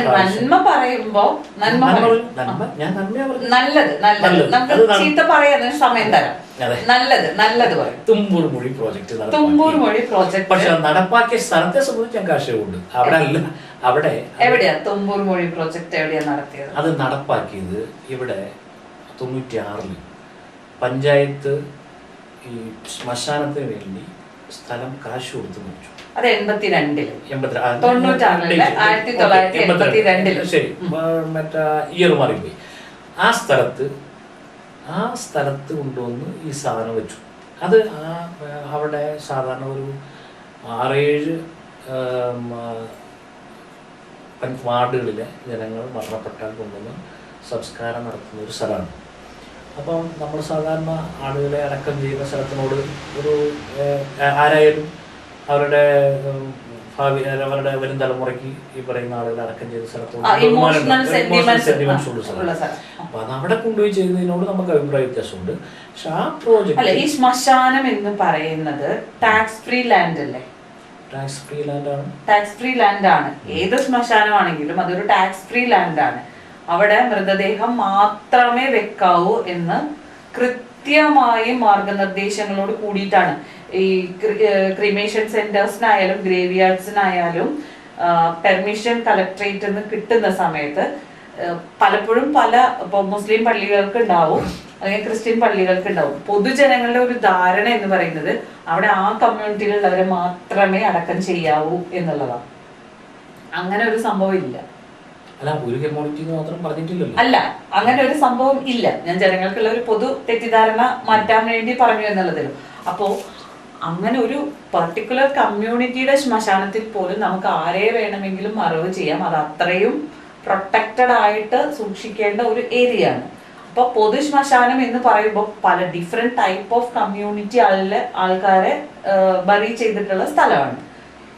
ഇത് അവിടെ കൊണ്ടുപോയിട്ട് ഒരു വട്ടമെങ്കിലും വേസ്റ്റ് ഇടുമ്പോ ഇവിടുത്തെ ജനപ്രതിനിധി എന്ന ജനങ്ങളുടെ പക്ഷത്ത് നിൽക്കുന്ന ഒരു രാഷ്ട്രീയ പ്രവർത്തകൻ എന്ന രീതിയിൽ നിങ്ങളുടെ പാർട്ടി അത് ആദ്യം തന്നെ എതിർക്കേണ്ടതായിരുന്നില്ലേ? പാർട്ടി ആദ്യമേ തന്നെ ഇതിനെതിരായി ഏറ്റവും ആദ്യം ഫസ്റ്റ് ഡ്രോപ്പ് മാലിന്യം അവിടെ ഇടുമ്പോ തന്നെ പ്രതികരിക്കണം. ആദ്യമേ തന്നെ ഇതിനെതിരായി പ്രതികരിച്ച ഞങ്ങളുടെ പാർട്ടിയാണ്. അവിടെ പാർട്ടി പ്രതികരിക്കുകയും അവിടെയുള്ള പാർട്ടി പ്രവർത്തകർ, അവിടുത്തെ ബ്രാഞ്ച് സെക്രട്ടറി അടക്കമുള്ള ആൾക്കാർ പരാതി കൊടുക്കുകയൊക്കെ ചെയ്തു. പക്ഷേ ഇതിനകത്തൊരു പ്രശ്നം എന്താണെന്നറിയോ? ഈ അവിടെ ഇവരപ്പോൾ തന്നെ ഈ എൻ്റെ ഒരു പോർഷനുണ്ട്. ആ പോർഷനിലേ നമ്മൾ ഇടുള്ളൂ എന്ന് പറഞ്ഞിട്ട് 23 സെന്റ് സ്ഥലം ആ പോർഷനിൽ ഇത് ഉപയോഗിക്കുള്ളൂ എന്നാണ് പറഞ്ഞത്. പക്ഷെ പിന്നീട് ഈ ബറി ചെയ്യുന്ന മുഴുവൻ ഏരിയയിലേക്കും 23 സെന്റ് സ്ഥലത്തേക്ക് ഇടുള്ളൂ എന്ന് പറഞ്ഞപ്പോ നിങ്ങൾക്ക് ഒരു രാഷ്ട്രീയ ബോധമുള്ള ഒരു സിവിക് സെൻസ് ഉള്ള ഒരാൾ എന്നുള്ള രീതിയിൽ നിങ്ങളുടെ പാർട്ടി അന്ന് തീരുമാനിക്കണമായിരുന്നില്ലേ ഇതിന് ബൗണ്ടറി ഇടണം എന്നുള്ളത്? ഞങ്ങളെല്ലാം പാർട്ടി ഇപ്പോൾ പൊതുരംഗത്ത് വരുന്നതിന് മുമ്പുണ്ടായ കാര്യമാണ് ഈ പറഞ്ഞത്. അവിടെ ഇത് ഇടാൻ തുടങ്ങിയത് ഇപ്പൊ സമീപത്ത് നടന്നൊരു കാര്യമല്ല. പക്ഷെ അവിടെ തുമ്പൂർ മൊഴി എന്ന് പറയുന്ന പ്രോജക്ട് അതെ, ആ പ്രോജക്റ്റ് വന്നപ്പോഴാണ് അതിനെതിരായി അവിടെ ചെയ്യരുത് എന്നുള്ള സ്റ്റാൻഡ് എടുത്തത്. അത് എത്ര ഗുരുതരമായ പ്രശ്നമാണെന്നറിയോ ചെയ്തത്? ഒരു പൊതുശ്മശാനം എന്ന് പറയുന്ന സാധനത്തിന് ബോർഡ് വെക്കുകയാണ് ഇവിടെ ഖരമാലിന്യ നിക്ഷേപ സ്ഥലം. ഇത് കോടതിയിൽ പോയല്ലോ. ഇത് മനുഷ്യാവകാശ കമ്മീഷൻ ഇടപെട്ടു. മറ്റേ അതുപോലെ തന്നെ പഞ്ചായത്തിന്റെ ഡിപ്പാർട്ട്മെന്റ് തലത്തിൽ പരാതി കൊടുത്തു. അന്വേഷണം വന്നതിന് ശേഷം പഞ്ചായത്ത് സെക്രട്ടറി ഇതിനെല്ലാം അത് അവിടെ നിന്ന് മാറ്റിക്കോളാം, ടൈം ലിമിറ്റ് കാണിച്ചിട്ടാണ് ആ പ്രോജക്റ്റ് അവിടെ നിന്ന് സ്ഥലം വാങ്ങി മാറ്റിക്കോളാം എന്ന് ഒരു ടൈം ലിമിറ്റാണ് ഇപ്പോൾ പഞ്ചായത്തിന് കൊടുത്തിട്ടാണ് പഞ്ചായത്ത് അവിടെ നിന്ന് ഈ സാധനം മാറ്റാമെന്ന് പറഞ്ഞേക്കാണ്. അവിടെ സ്ഥാപിച്ച ബോർഡെല്ലാം എടുത്ത് മാറ്റാൻ തീരുമാനിച്ച ബോർഡെല്ലാം എടുത്ത് മാറ്റി. പിന്നീട് അവിടെ ഇത് ഇപ്പോൾ നിലവിൽ നടന്നുകൊണ്ടിരിക്കുന്നത് പെട്ടെന്നൊരു സുപ്രഭാതത്തിൽ മാറ്റുന്നതിനുള്ള പ്രശ്നമുണ്ട്. അതുകൊണ്ട് സ്ഥലം മേടിച്ചു മാറ്റുമെന്ന് പറയും. പക്ഷെ ആ കാര്യത്തിലേക്ക് അവർ പോയിട്ടില്ല. അല്ല, സ്ഥലം മേടിച്ചു മാറ്റും എന്ന് പറഞ്ഞ് ടൈം എടുത്തല്ലോ 1 മന്തിനുള്ളിൽ. ആ ഓർഡർ ഞാൻ കണ്ടതാ. മനുഷ്യാവകാശ കമ്മീഷന്റെ ഓർഡറിനകത്ത് പറഞ്ഞത് വിത്തിൻ 1 മന്തിനുള്ളിൽ ഇത് റീപ്ലേസ് ചെയ്തിരിക്കണം എന്നാ പറഞ്ഞിരിക്കണേ. 1 മന്ത് കഴിഞ്ഞില്ലേ? 1 മന്ത് കഴിഞ്ഞു. അതിനുശേഷം ഇതിന്റെ പരാതിക്കാരായ ആളുകളെ വിളിച്ചു. അവർ ഇതിനൊരു ടൈം ലിമിറ്റ് ഇത് മാറ്റി പുതിയ സ്ഥലം മേടിച്ച് മാറ്റിക്കോളാം എന്നാണ് പറഞ്ഞിരിക്കുന്നത്. ആ പരാതിക്കകത്ത് ഉറച്ചിരിക്കൽ ഇത്രയും പരാതി കൊടുത്ത് ഈ ഇതിൻ്റെ അകത്ത് നടപടി സ്വീകരിക്കും, ഇത് പഞ്ചായത്ത് മാറ്റും എന്നൊരു തീരുമാനം എടുപ്പിച്ചല്ലോ. അവരതാണെന്ന് ഇത് തെറ്റാണ്, ഞങ്ങൾ ചെയ്തത് തെറ്റാണ് എന്ന് പൊതുസമൂഹത്തിൻ്റെ മുമ്പിൽ നിയമത്തിന് മുമ്പിൽ പറയേണ്ടി വന്നല്ലോ. ഇത് പെശകാണെന്ന് പറയേണ്ടി വന്നല്ലോ. അപ്പം മാറ്റേണ്ടി വരും, അത് മാറ്റണം. അതാണ് ഞങ്ങളുടെ സ്റ്റാൻഡ്. പിന്നെ ഒരു കാര്യം കൂടി പറയാം. ഇത് ഇവിടെ വളരെ ഭംഗിയായി ഖരമാലിന്യ സംസ്കരണം നടത്തുന്നു എന്നുള്ളതാണ് മുൻ പഞ്ചായത്ത് പ്രസിഡന്റ് ആയിരുന്ന ജോമോൻ തോമസ് ഇവിടെ ഇരുന്ന് പറഞ്ഞത്. ഖരമാലിന്യ സംസ്കരണം ഭംഗിയായി നടത്തണ സ്ഥലം ശരിയില്ലെന്നല്ല ഞങ്ങളും പറഞ്ഞത്. അല്ല, അവിടെ പ്രോസസ് ശരിയാണോ? എങ്ങനെ ഖരമാലിന്യ സംസ്കരണം ചെയ്യുന്ന പ്രോസസ് ശരിയാണോ? ശാസ്ത്രീയമായിട്ടാണോ ഇത് ചെയ്യുന്നത്? തുമ്പൂർ മൊഴി എന്ന് പറയുന്നത് നമ്മുടെ ഗവൺമെന്റ് അല്ലെങ്കിൽ മറ്റേ ശാസ്ത്രീയമായി അംഗീകരിച്ചിട്ടുള്ള ഒരു പ്രോജക്റ്റാണ്.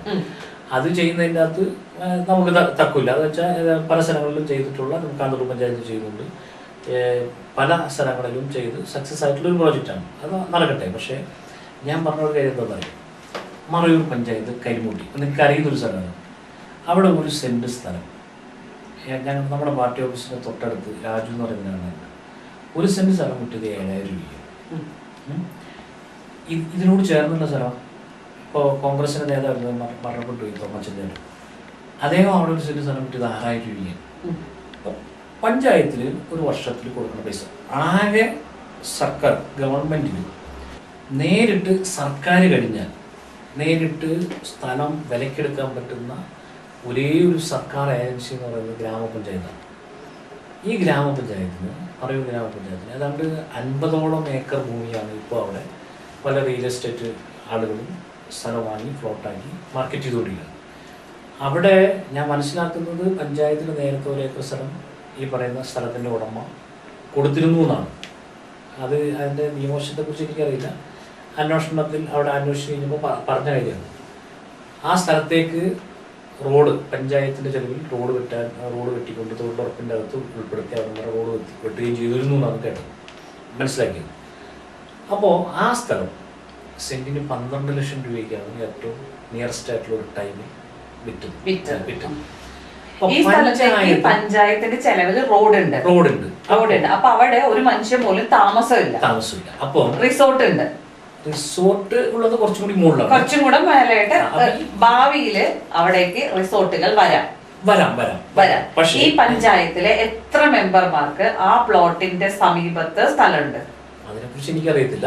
പക്ഷെ എനിക്ക് അറിയുന്ന ഒരു കാര്യം എന്താ പറയുക, ആ സ്ഥലം 12 ലക്ഷം രൂപയ്ക്ക് 1 ഏക്കർ കൊടുക്കുമ്പോൾ മറയൂർ പഞ്ചായത്തിന് ഒരു വർഷം 5 കോടി രൂപ സംസ്ഥാന ഗവൺമെന്റ് ഗ്രാന്റ് കിട്ടുന്നുണ്ട്. ആ ഗ്രാൻറ്റിൻ്റെ അകത്ത് ഉപയോഗിച്ച് ഒരു 10 ഏക്കർ ഭൂമി പഞ്ചായത്ത് അവിടെ വിലയ്ക്ക് വാങ്ങിയിരുന്നെങ്കിൽ, ഒരു 10 ഏക്കർ ഭൂമി വാങ്ങണമെങ്കിൽ 1,4 കോടി രൂപ മതിയിരുന്നു.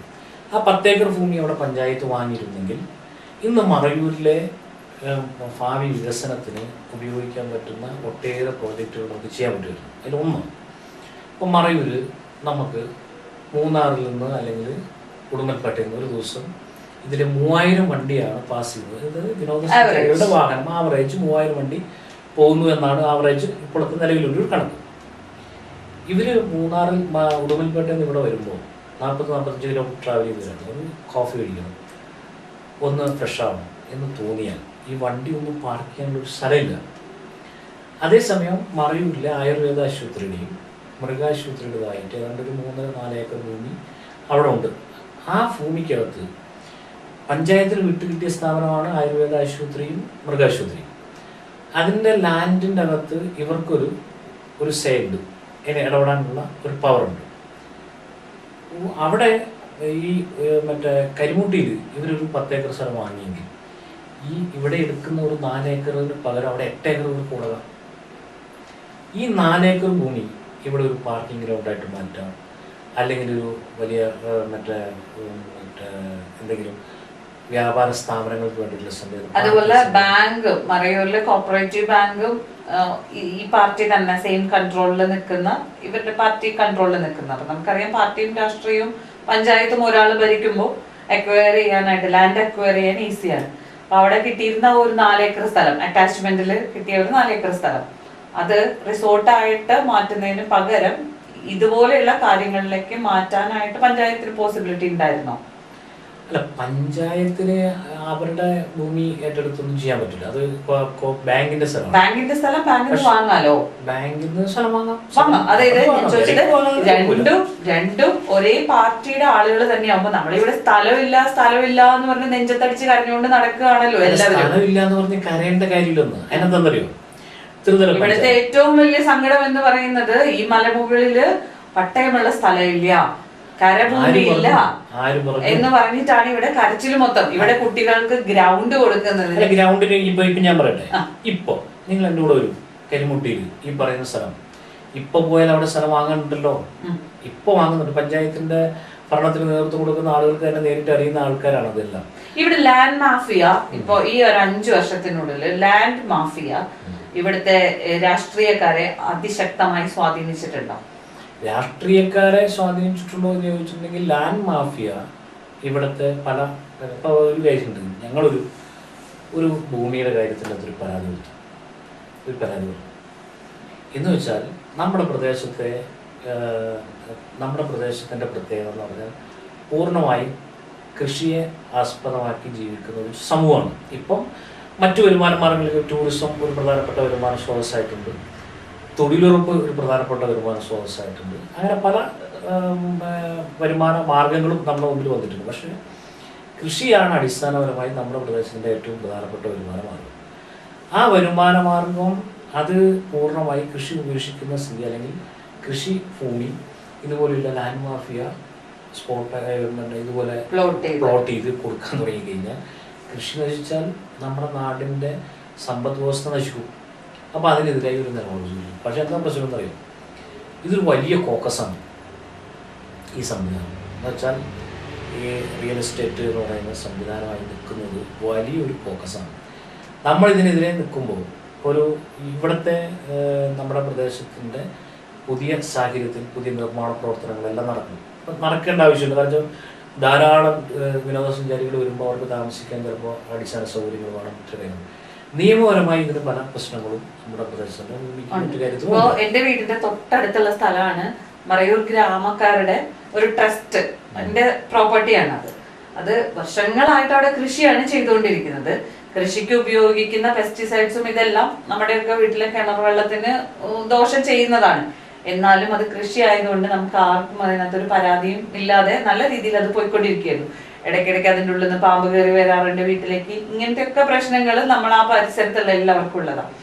പക്ഷെ ഇപ്പൊ അടുത്ത കാലത്താണ് ഞാനൊരു സംഭവം മനസ്സിലാക്കുന്നത്. അവിടെ ഹോളോ ബ്രിക്സിന്റെ കട്ട നിർമ്മാണത്തിന് പെർമിഷൻ കൊടുത്തിരിക്കുന്നു. രണ്ട് പാർട്ടിക്കാരുടെയും സപ്പോർട്ടോട് കൂടിയിട്ടാണ് ഈ സംഭവം അവിടെ ചെയ്യുന്നത്. പഞ്ചായത്തിന്റെ കയ്യിൽ ഇതിന്റെ ലൈസൻസ് അവരെടുത്തിട്ടില്ല. കംപ്ലൈന്റ് കൊടുക്കാൻ പോകുമ്പോൾ ഇവര് പറയുന്നത് നിങ്ങൾ പോയി കംപ്ലൈന്റ് കൊടുത്തോ. വളരെ ധൈര്യത്തിലായി പറയണേ. അതായത് അനധികൃതമായിട്ട് ചെയ്യുന്ന ഒരു സംഭവമാണ് അത്. നിങ്ങൾ കംപ്ലൈന്റ് കൊടുത്തോ? ഞാൻ കംപ്ലൈന്റ് കൊടുത്തു. കംപ്ലൈന്റ് കൊടുത്തപ്പോ എന്താ ഉണ്ടാവുക? അതിന്റെ ഉദ്യോഗസ്ഥർ വന്ന് അന്വേഷിക്കുന്നു. 2 ദിവസം അത് നിർത്തിവെക്കുന്നു. 3-ാം ദിവസം ഇവര് വന്ന് എത്രയോ ലോറികളാണ് ഇതിനകത്തേക്ക് വന്ന് കയറുന്നു, ഇറങ്ങുന്നു. രാത്രി മൊത്തം ശബ്ദം ഉണ്ടാക്കുന്നു. ഈ മെഷീൻസ് ഒക്കെ പ്രവർത്തിക്കുന്നതിന്റെ ശബ്ദം അവിടെ നമുക്ക് രാത്രിയിലൊന്ന് ഇത്രയും വർക്കൊക്കെ ചെയ്ത് നമ്മളൊക്കെ ഉറങ്ങുന്നത് 2 മണി 1 മണിയൊക്കെ സമയത്താണ്. ഇത് കിടന്ന് ഉറങ്ങുമ്പോഴത്തേനും രാവിലെ 7 മണി തൊട്ടിട്ട് ഇവരങ്ങ് ബഹളം വെച്ചു തുടങ്ങുക.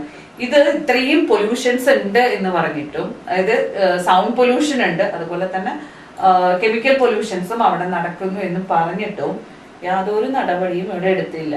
2 പാർട്ടിക്കാരുടെ സപ്പോർട്ട് ഉണ്ട് കേട്ടോ. അതിനകത്ത് ഒരു പാർട്ടിയെ ഞാനിത് കുറ്റം പറയില്ല. പാർട്ടിക്കാരല്ല ഇതിനെ നിയന്ത്രിക്കുന്നത്. അല്ല, മറയൂരെ സംബന്ധിച്ച്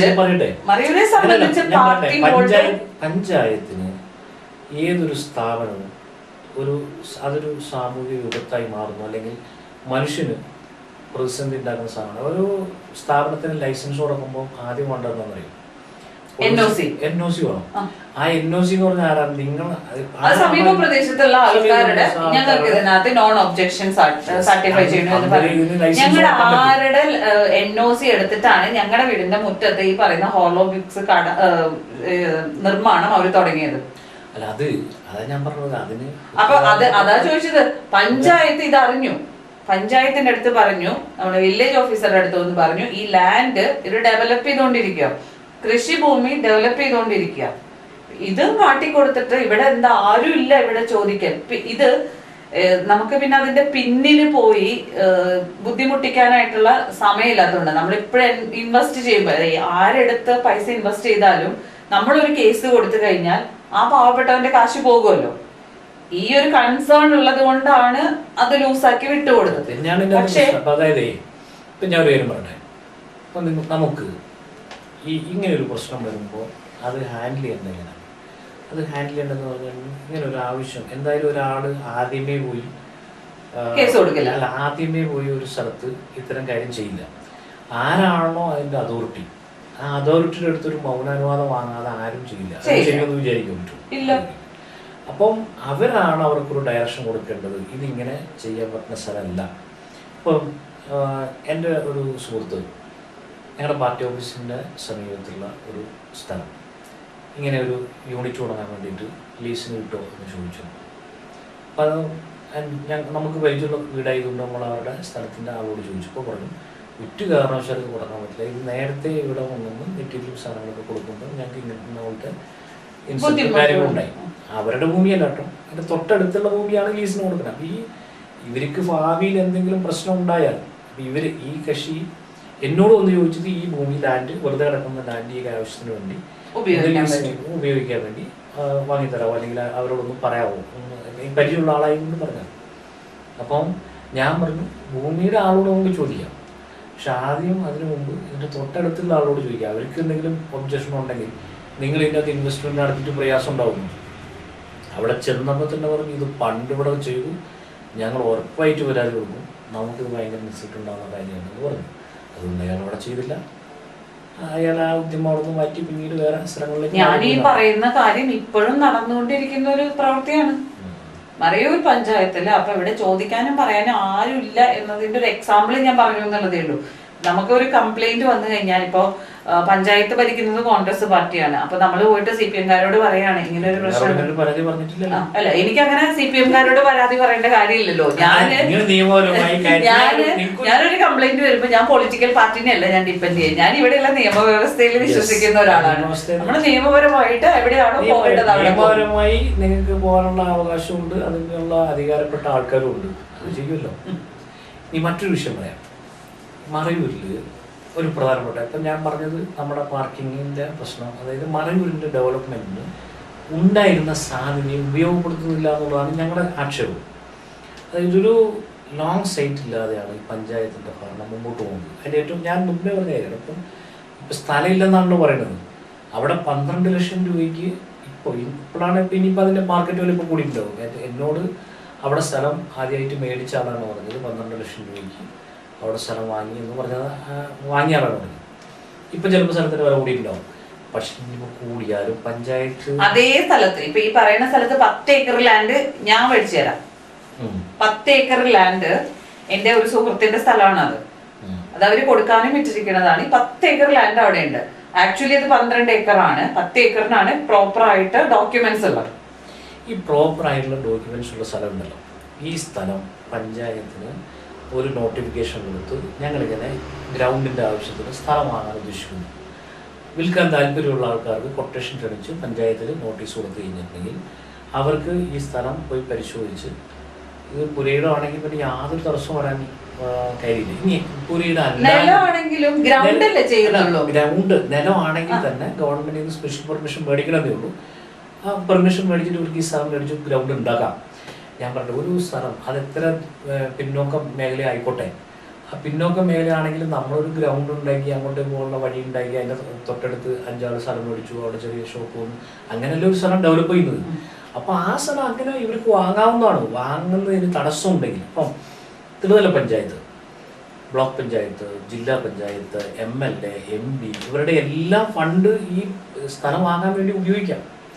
അങ്ങനെ സ്ഥലം വാങ്ങി ആ പണം കൊണ്ട് സ്ഥലം വാങ്ങിയതിന് ശേഷം സ്ഥലം നേരിട്ട് MLA-ക്കും മേടിക്കാൻ പറ്റില്ല, MP-ക്കും മേടിക്കാൻ പറ്റില്ല, ജില്ലാ പഞ്ചായത്തിന് സ്ഥലം മേടിക്കാൻ പറ്റില്ല, ബ്ലോക്ക് പഞ്ചായത്തിന് സ്ഥലം മേടിക്കാൻ പറ്റില്ല. ഇവർ ഗ്രാമപഞ്ചായത്തിന് മേടിക്കാം. ഗ്രാമപഞ്ചായത്ത് പ്രോജക്റ്റ് ഉണ്ടാക്കിയാൽ, അതായത് സംയോജിത പ്രോജക്റ്റ് ഉണ്ടാകാം, ജില്ലാ ബ്ലോക്ക് യൂട്ടിലൈസേഷൻ ഉണ്ടാക്കിയിട്ട് ഈ പ്രോപ്പർട്ടി മേടിക്കാം.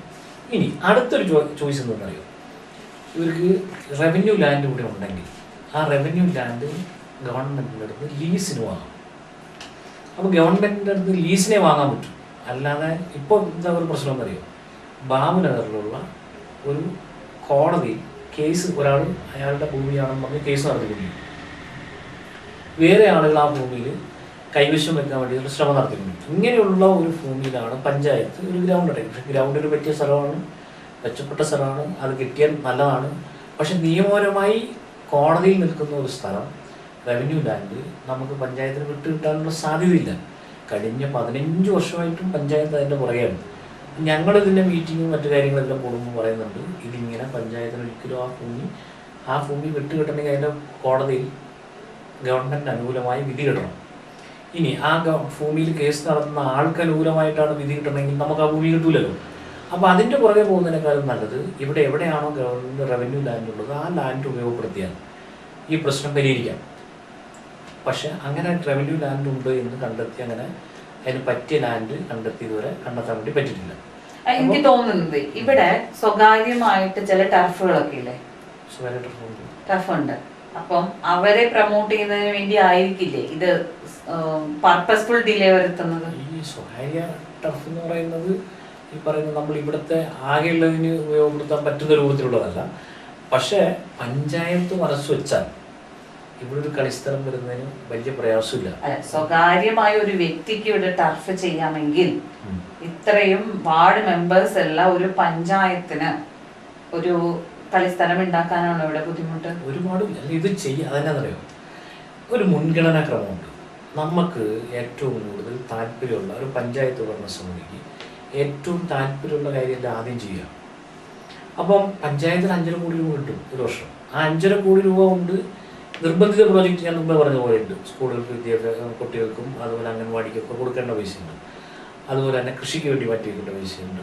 അപ്പോൾ ഇത് കഴിഞ്ഞാൽ പിന്നെ അടുത്തുള്ള ഏറ്റവും പ്രധാനപ്പെട്ട മുൻഗണനാക്രമം നിശ്ചയിച്ച് സ്ഥലം വാങ്ങാൻ വേണ്ടി തീരുമാനിച്ചിട്ട് പ്രശ്നം പരിഹരിക്കാൻ പറ്റും. ഇനി മറ്റൊരു കാര്യം കൂടി ചൂണ്ടിക്കഴിഞ്ഞാൽ ഇവർക്ക് ഇതിൻ്റെ താല്പര്യമില്ലാത്തതിൻ്റെ ഒരു ഉദാഹരണം പറയാം. 242 ആൾക്കായിട്ട് ഇന്ദിരാനഗറിൽ ഭൂമി കൊടുത്തു. ആ ഇന്ദിരാനഗറിൽ ഭൂമി കൊടുത്ത ആളുകൾ അതിൻ്റെ അകത്ത് 100 പേരെ ഇപ്പോൾ ആ ഭൂമിയിൽ താമസവും കൊടുത്തു. അന്ന് ആനക്കാടാണ് ഇതെല്ലാം ആനക്കാടായിരുന്നല്ലോ. ഇത് പ്രശ്നം എന്താ പറയുക, 242 ആളുകൾക്ക് ഭൂമി കൊടുത്തപ്പോൾ അവരുടെ ഒരു ജീവിത രീതി എന്ന് വെച്ചാൽ അവർ ഒറ്റയ്ക്കൊറ്റയ്ക്ക് പോയി താമസിക്കുന്നവരല്ല, കൂട്ടായി താമസിക്കും.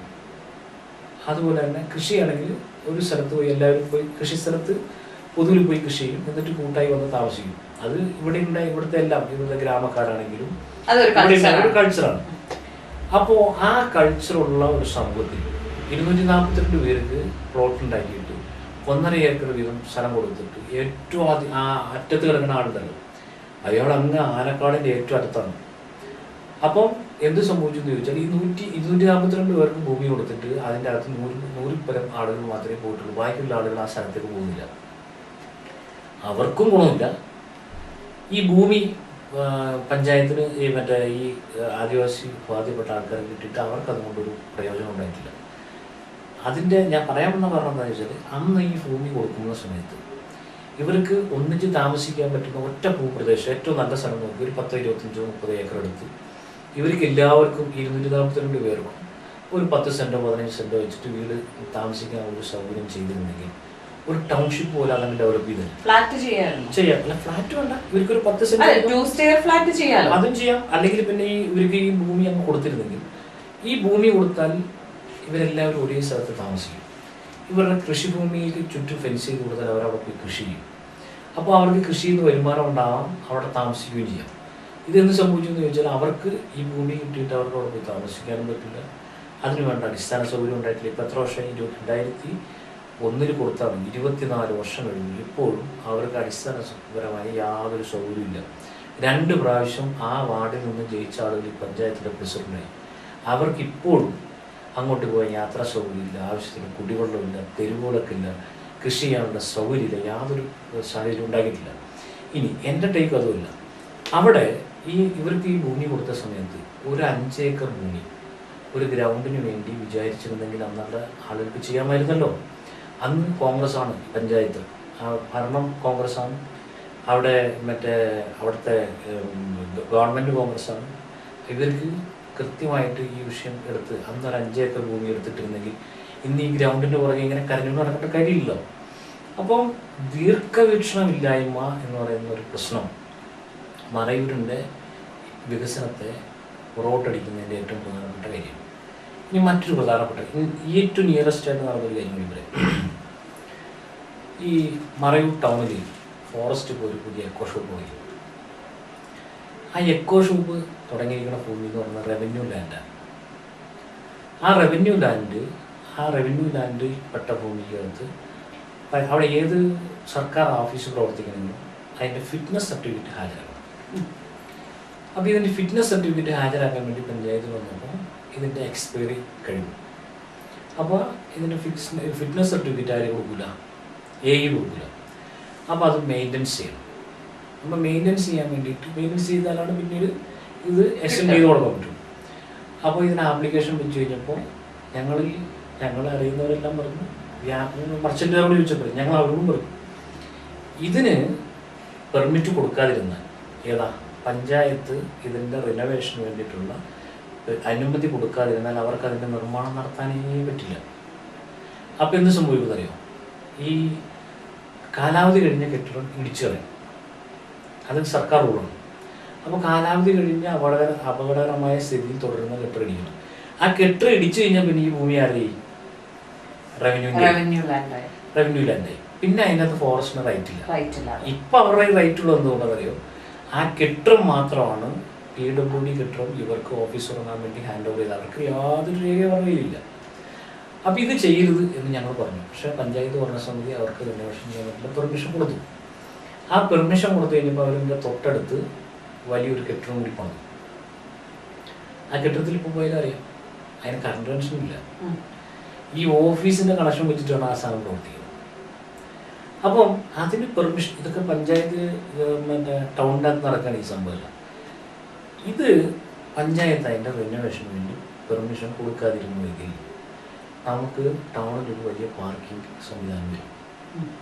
വരുന്ന ഗസ്റ്റുകൾക്കൊന്നും കണ്ടിട്ട് ഇപ്പം ഞങ്ങൾ 40-50 കിലോമീറ്റർ യാത്ര ചെയ്തുകൊണ്ടവരാണ്. വണ്ടി ഒന്നും ബ്രേക്ക് ചെയ്യണമെന്ന് വിചാരിച്ചാൽ വിടാനൊരു സ്ഥലം വേണ്ടേ? അപ്പം അത് ഞാൻ പറഞ്ഞത് പണ്ടുള്ള ആൾക്കാർ അത് ചെയ്തില്ല, ഇപ്പോൾ ഉള്ള ആൾക്കാർ കിട്ടിയ സാഹചര്യവും ഉപയോഗപ്പെടുത്തിയില്ല. ഇത് പറയുമ്പോൾ തന്നെ കാന്തല്ലൂരിലെ സമാനമായ സംഭവം ഉണ്ടായി. കാന്തല്ലൂർ ടൗണിൻ്റെ അകത്ത് ഫോറസ്റ്റിൻ്റെ ചെക്ക് പോസ്റ്റ് ഉണ്ടായിരുന്നു. പന്നവഞ്ചോലയിലേക്ക് പോകണം ഫോറസ്റ്റ് ഓഫീസും അതിൻ്റെ ചെക്ക് പോസ്റ്റും കാന്തല്ലൂർ ടൗണിലാണ് പ്രവർത്തിച്ചുകൊണ്ടിരുന്നത്. അതിൻ്റെ ഇതേപോലെ തന്നെ ഫിറ്റ്നസ് സർട്ടിഫിക്കറ്റിന് വേണ്ടി പഞ്ചായത്തിൽ അപേക്ഷ കൊടുത്തു. പഞ്ചായത്ത് ഫിറ്റ്നസ് ഇല്ലാത്ത കെട്ടിടം പ്രവർത്തിക്കാൻ വേണ്ടി നോട്ടീസ് കൊടുത്തു. അപ്പോൾ കുറേ കാലം അതങ്ങനെ പ്രവർത്തിക്കാതെ വന്നു. അത് കഴിഞ്ഞപ്പോൾ അവരവിടുന്ന് ഈ കെട്ടിടത്തിന് പെർമിഷൻ കൊടുക്കാതെ വന്നപ്പോൾ അവർ മന്നവൻ ചോല തുടങ്ങുന്നതിൻ്റെ അടുത്തേക്ക് പുതിയ കെട്ടിടം അത് മാറ്റി. ഈ കെട്ടിടം ഇടിക്കണമെന്ന് ആവശ്യപ്പെട്ട് പഞ്ചായത്ത് നോട്ടീസ് കൊടുത്തു. പഞ്ചായത്ത് നോട്ടീസ് കൊടുത്തപ്പോൾ വനം വകുപ്പ് അവരുടെ ചെലവിൽ എന്ത് ചെയ്തു, ഈ കെട്ടിടം പൊട്ടിച്ച് കളഞ്ഞു കഴിഞ്ഞപ്പോഴത്തേക്കും പഞ്ചായത്ത് എന്ത് ചെയ്തു, ഇത് റവന്യൂ ലാൻഡിനുള്ള റൈറ്റിനുള്ള ആപ്ലിക്കേഷൻ കൊടുത്തു. അപ്പോൾ പഞ്ചായത്തിന് ഇപ്പോൾ ഈ ഭൂമി പഞ്ചായത്തിന് വിട്ടില്ല. അവിടെ പുതിയ ബസ് സ്റ്റാൻഡിന് വേണ്ടിയിട്ടുള്ള പ്രപ്പോസൽ മറയൂർ പഞ്ചായത്ത് കൊടുത്തിരിക്കുക, കാന്തല്ലൂർ പഞ്ചായത്ത് കൊടുത്തിരിക്കുകയാണ്. ആ പഞ്ചായത്തിൻ്റെ അവരുടെ റവന്യൂ ലാൻഡ് അവർക്ക് വിട്ടുകിട്ടുന്നതോടുകൂടി അവിടെ പുതിയ പഞ്ചായത്തിൻ്റെ വെയിറ്റിംഗ് ഷെഡ് വരും. ഞാൻ പറഞ്ഞത് തൊട്ടടുത്തുള്ള 2 പഞ്ചായത്ത് ഒരു വിഷയത്തിന് എടുത്ത 2 സമീപനമാണ്. ഈ സമീപനം മറയൂരിൽ എടുത്തിരുന്നുവെങ്കിൽ നമുക്കൊരു വലിയ പാർക്കിംഗ് സംവിധാനം ഉണ്ടാവില്ല. അപ്പം നമ്മളിപ്പോ ഭരണപക്ഷത്തിൽ ഇരുന്നാൽ മാത്രമല്ലല്ലോ നമുക്ക് കാര്യങ്ങൾ ചെയ്യാനായിട്ട് പറ്റുക.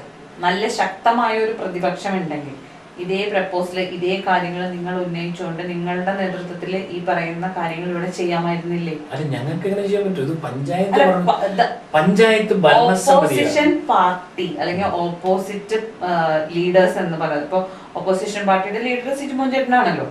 അപ്പൊ നിങ്ങളൊരു പ്രഷർ ഗ്രൂപ്പ് ആയിട്ട് ഇവിടെ വർക്ക് ചെയ്യണം. നമ്മളൊരു പ്രഷർ ഗ്രൂപ്പ് ആയിട്ടുണ്ടല്ലോ. ഞങ്ങളൊരു പ്രഷർ ഗ്രൂപ്പ് ആയിട്ട് മറയൂർ പഞ്ചായത്തിലില്ല. കാരണം ഞാൻ പറയാം, മറയൂർ പഞ്ചായത്തില് അവർക്ക് തോന്നിയ പോലെ അവരിഷ്ടമുള്ള പോലെയാണ് പ്രവർത്തിച്ചത്. ഇതുവരെയുള്ള കാര്യങ്ങൾ ഞങ്ങൾ ഒരു പ്രഷർ ഗ്രൂപ്പ് ആണെങ്കിൽ അറ്റ്ലീസ്റ്റ് ഒരു കാര്യം ചെയ്യുമ്പോ ഇത്തിരി പേടി ഉണ്ടാവില്ലേ നമുക്ക്? അല്ല, ഇത്തിരി പേടി ഉണ്ടാവില്ലേ എന്ന് ചോദിച്ചിട്ടുണ്ടെങ്കിൽ മറയൂർ പഞ്ചായത്തിനെ സംബന്ധിച്ച് ഇപ്പൊ സിജിമോൻ ചേട്ടന്റെ വായിൽ നിന്ന് തന്നെ ഇപ്പൊ കുറെ കാര്യങ്ങൾ പറഞ്ഞു അല്ലെ. ഖരമാലിന്യത്തിന്റെ കാര്യങ്ങൾ പറഞ്ഞു. ഒരു ഗ്രേവി യാർഡിൽ കേറിയിട്ട് കക്കൂസ് മാലിന്യം ഇടാൻ പോലും ചങ്കൂറ്റം കാണിച്ച ഒരു പഞ്ചായത്ത് ഭരണ സമിതി എന്നൊക്കെ പറയുന്നത് കുറച്ച് കേറിപ്പോയ കാര്യങ്ങളാണ്.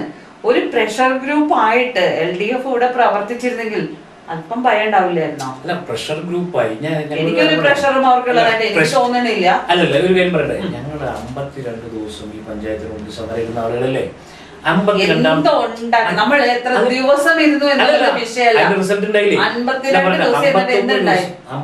ദിവസം ഞങ്ങൾ അന്നത്തെ ഞങ്ങളുടെ സമരത്തിന്റെ പ്രധാനപ്പെട്ട കുടിവെള്ളത്തിനല്ലേ അല്ല, ഞങ്ങൾ സമരം ഇരുന്നത് തൊഴിലുറപ്പ് തൊഴിലാളികൾക്ക് വാടക കൊടുക്കാൻ വേണ്ടിയിട്ട്. അവർ ആ പൈസ എന്താ ചെയ്തുകൊണ്ടിരുന്നതെന്നറിയോ?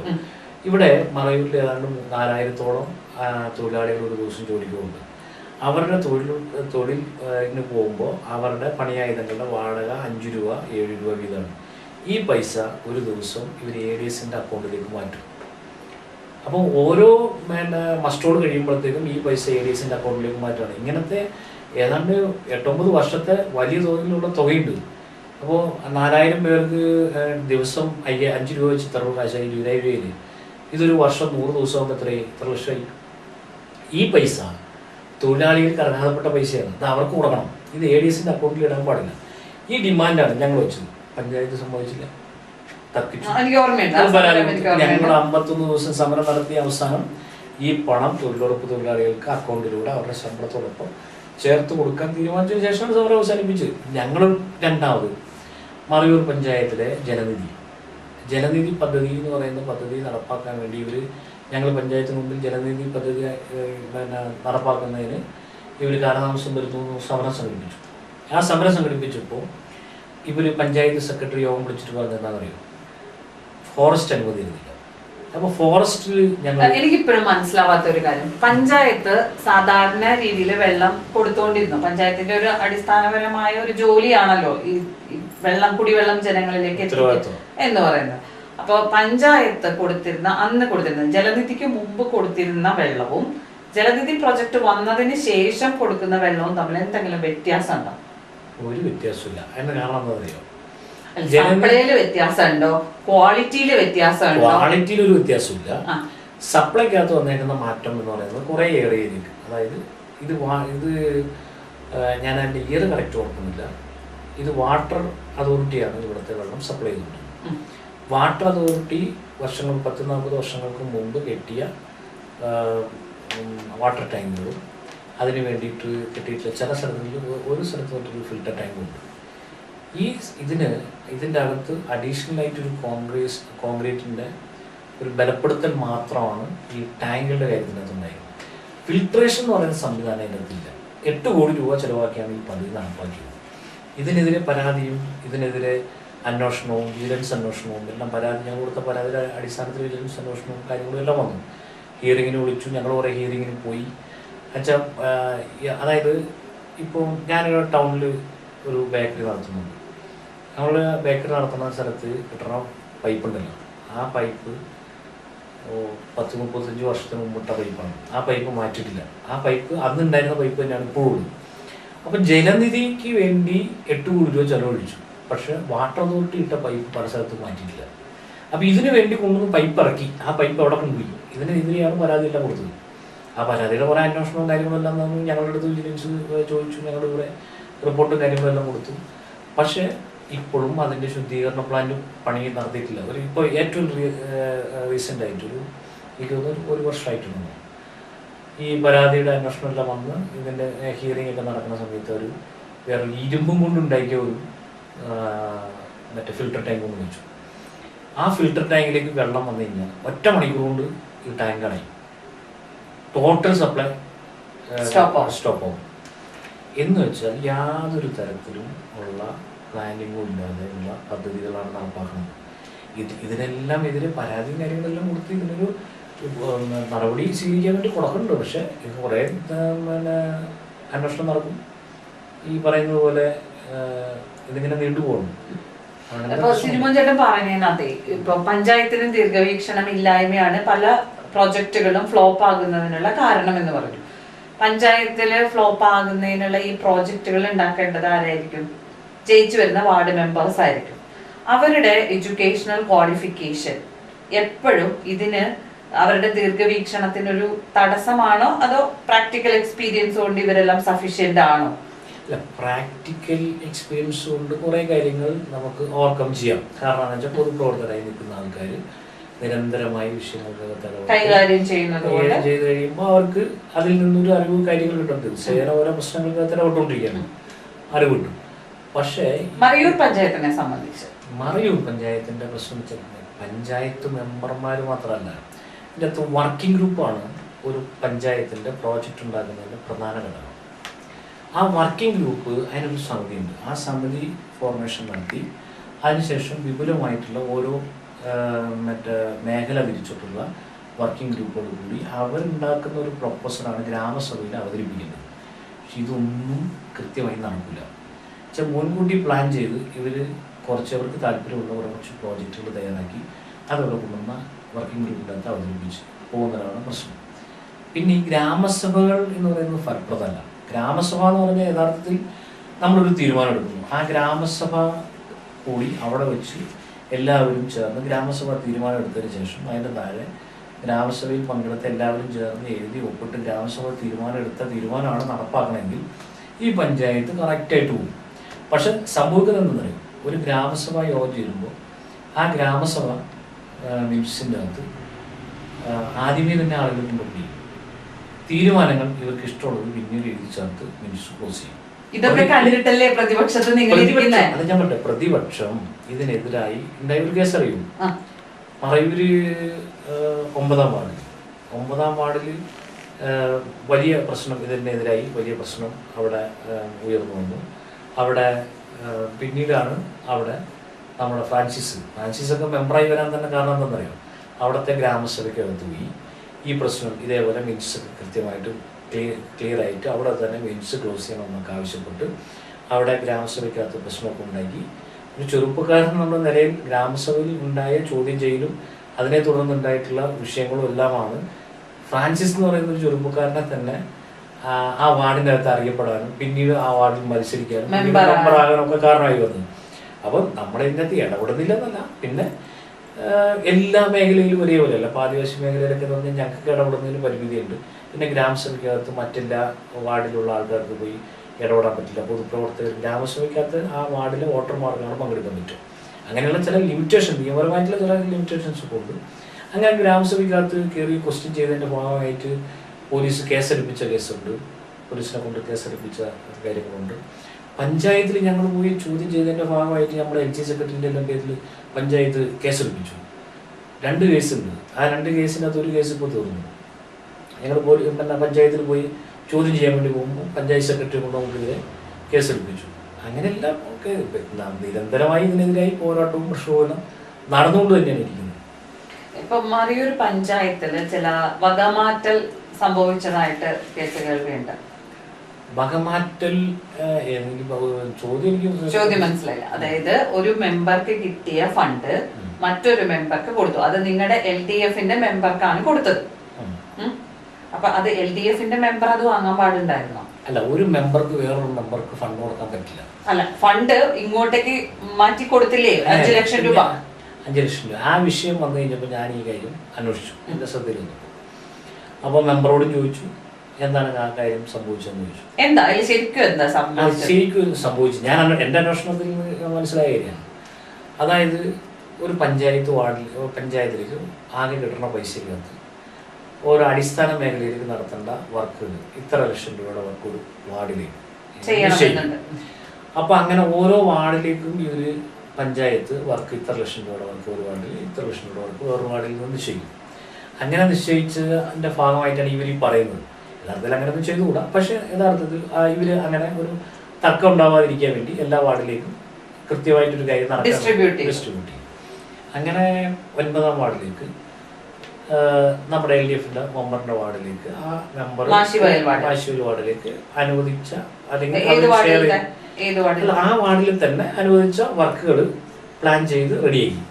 അത് 9ാം വാർഡിലേക്ക് അനുവദിച്ച കാര്യങ്ങൾ LDFന്റെ മെമ്പർ നിന്ന വാർഡിൽ LDFന്റെ മെമ്പർ തന്നെ ആ വർക്കുകളെല്ലാം ഏതൊക്കെ വർക്കുകളാണ് വേണ്ടതെന്ന് നിശ്ചയിച്ചു. തൊട്ടടുത്തുണ്ടായിരുന്ന വാർഡിൽ ആ വാർഡിലെ മെമ്പറും അവരുടെ വാർഡിൽ ഏതൊക്കെ വർക്കാണ് വേണ്ടത്, മേലാടി വാർഡ് അവരുടെ വാർഡിലുള്ള വർക്കുകൾ ഏതൊക്കെയാണ് അവരും നിശ്ചയിച്ചു. അതിനുശേഷം ആ വാർഡിലെ ഒരു വർക്ക് ഈ വാർഡിലേക്ക് ഷിഫ്റ്റ് ചെയ്തോട്ടെ എന്ന് ഈ മെമ്പറോട് ചോദിച്ചു. മേലാടി വാർഡിലെ ഒരു വർക്ക് ഈ വാർഡിലേക്ക് മാറ്റിക്കോട്ടെ എന്ന് ചോദിച്ചു. അപ്പോൾ സ്വാഭാവികമായിട്ടൊരു വാർഡിൽ, എൻ്റെ വാർഡിൻ്റെ അകത്ത്, ഞാൻ വാർഡ് മെമ്പറാണ്, അപ്പോൾ എൻ്റെ വാർഡിൻ്റെ അകത്ത് നിലവിൽ നടക്കുന്ന വികസന പ്രവർത്തനത്തിൽ കൂടാതെ വേറെ കുറച്ച് ഫണ്ടും കൂടി ഇങ്ങോട്ടേക്ക് വെച്ച് ഇവിടെ ഒരു വർക്ക് അവിടെ ചെയ്യുന്നില്ല, അത് ഇവിടെ ചെയ്തേക്കാം എന്ന് പറഞ്ഞാൽ സ്വാഭാവികമായിട്ട് ഞാൻ എതിർക്കേണ്ട കാര്യമില്ലല്ലോ. എതിർക്കേണ്ട കാര്യമുണ്ടല്ലോ. ഈ പറയുന്ന പഞ്ചായത്ത് രാജ് ആക്ട് എന്ന് പറയുന്ന പുസ്തകത്തിനകത്ത് അങ്ങനെ മാറ്റി ചെയ്യാനായിട്ട് എന്ത് പ്രൊവിഷൻ അല്ലേ സ്വാഭാവികമായിട്ടും. അതെ, ഇത് മാറ്റി ഇത് അതെങ്ങനെയാണെന്നറിയോ, യഥാർത്ഥത്തിൽ ഇങ്ങനെ ഫണ്ട് ഷെയർ ചെയ്യാനും പാടില്ല. അത് ഞാൻ പറഞ്ഞു, അങ്ങനത്തെ ഒരു സിസ്റ്റം നമ്മളൊരു കാര്യം ചെയ്യുമ്പോൾ, നമ്മളൊരു വാർഡ് മെമ്പർ ആകുമ്പോൾ അതുവരെ നമുക്ക് വിവരവും ബോധവും എന്നൊക്കെ വിചാരിക്കും. വാർഡ് മെമ്പർ ആയി കഴിയുമ്പോൾ നമുക്ക് അറിയാത്ത കാര്യമാണെങ്കിൽ ഒരാളിങ്ങനെ വന്ന് ചോദിക്കുമ്പോൾ അതിൽ അറിവുള്ള ഒരാളുടെ അടുത്ത് ചോദിക്കില്ല, ചെയ്യാൻ പറ്റുമോ അത് മാറ്റുന്നതിന്. ഇപ്പൊ ഞാൻ കാര്യം പറയാം. ഇപ്പൊ നമ്മളൊരു ജില്ലാ പഞ്ചായത്തിന്റെ ഫണ്ടുണ്ട്. ജില്ലാ പഞ്ചായത്തിന്റെ ഫണ്ട് ചിലപ്പോൾ വട്ടവട പഞ്ചായത്തിലേക്ക് വെച്ചു. വട്ടവട പഞ്ചായത്തിൽ അത് ചെയ്യുന്നതിന് വേറെ എന്തെങ്കിലും നിയമപരമായ തടസ്സമുണ്ട്. അപ്പോൾ ആ മെമ്പർക്ക് ആ വട്ടവട പഞ്ചായത്തിൽ നിന്ന് ആ വർക്ക് വേണമെങ്കിൽ കാന്തല്ലൂർ പഞ്ചായത്തിലേക്ക് മാറ്റാം. അങ്ങനെ മാറ്റി ഒത്തിരി വർക്കുകളുണ്ട്. എല്ലാ സമയത്തും നമുക്ക് റിവൈസ് എസ്റ്റിമേറ്റ് വരും. DPC വീണ്ടും കൂടുമ്പോൾ നമുക്ക് ഒരു ഇംപ്ലിമെൻ്റ് ചെയ്യാൻ പറ്റാത്ത വർക്കുകൾ വേറെ വാർഡിലേക്ക് മാറ്റാം. അതിനകത്ത് തർക്കമില്ല, അതങ്ങനെ മാറ്റുന്നതിന് നിയമപരമായി പ്രശ്നമൊന്നുമില്ല.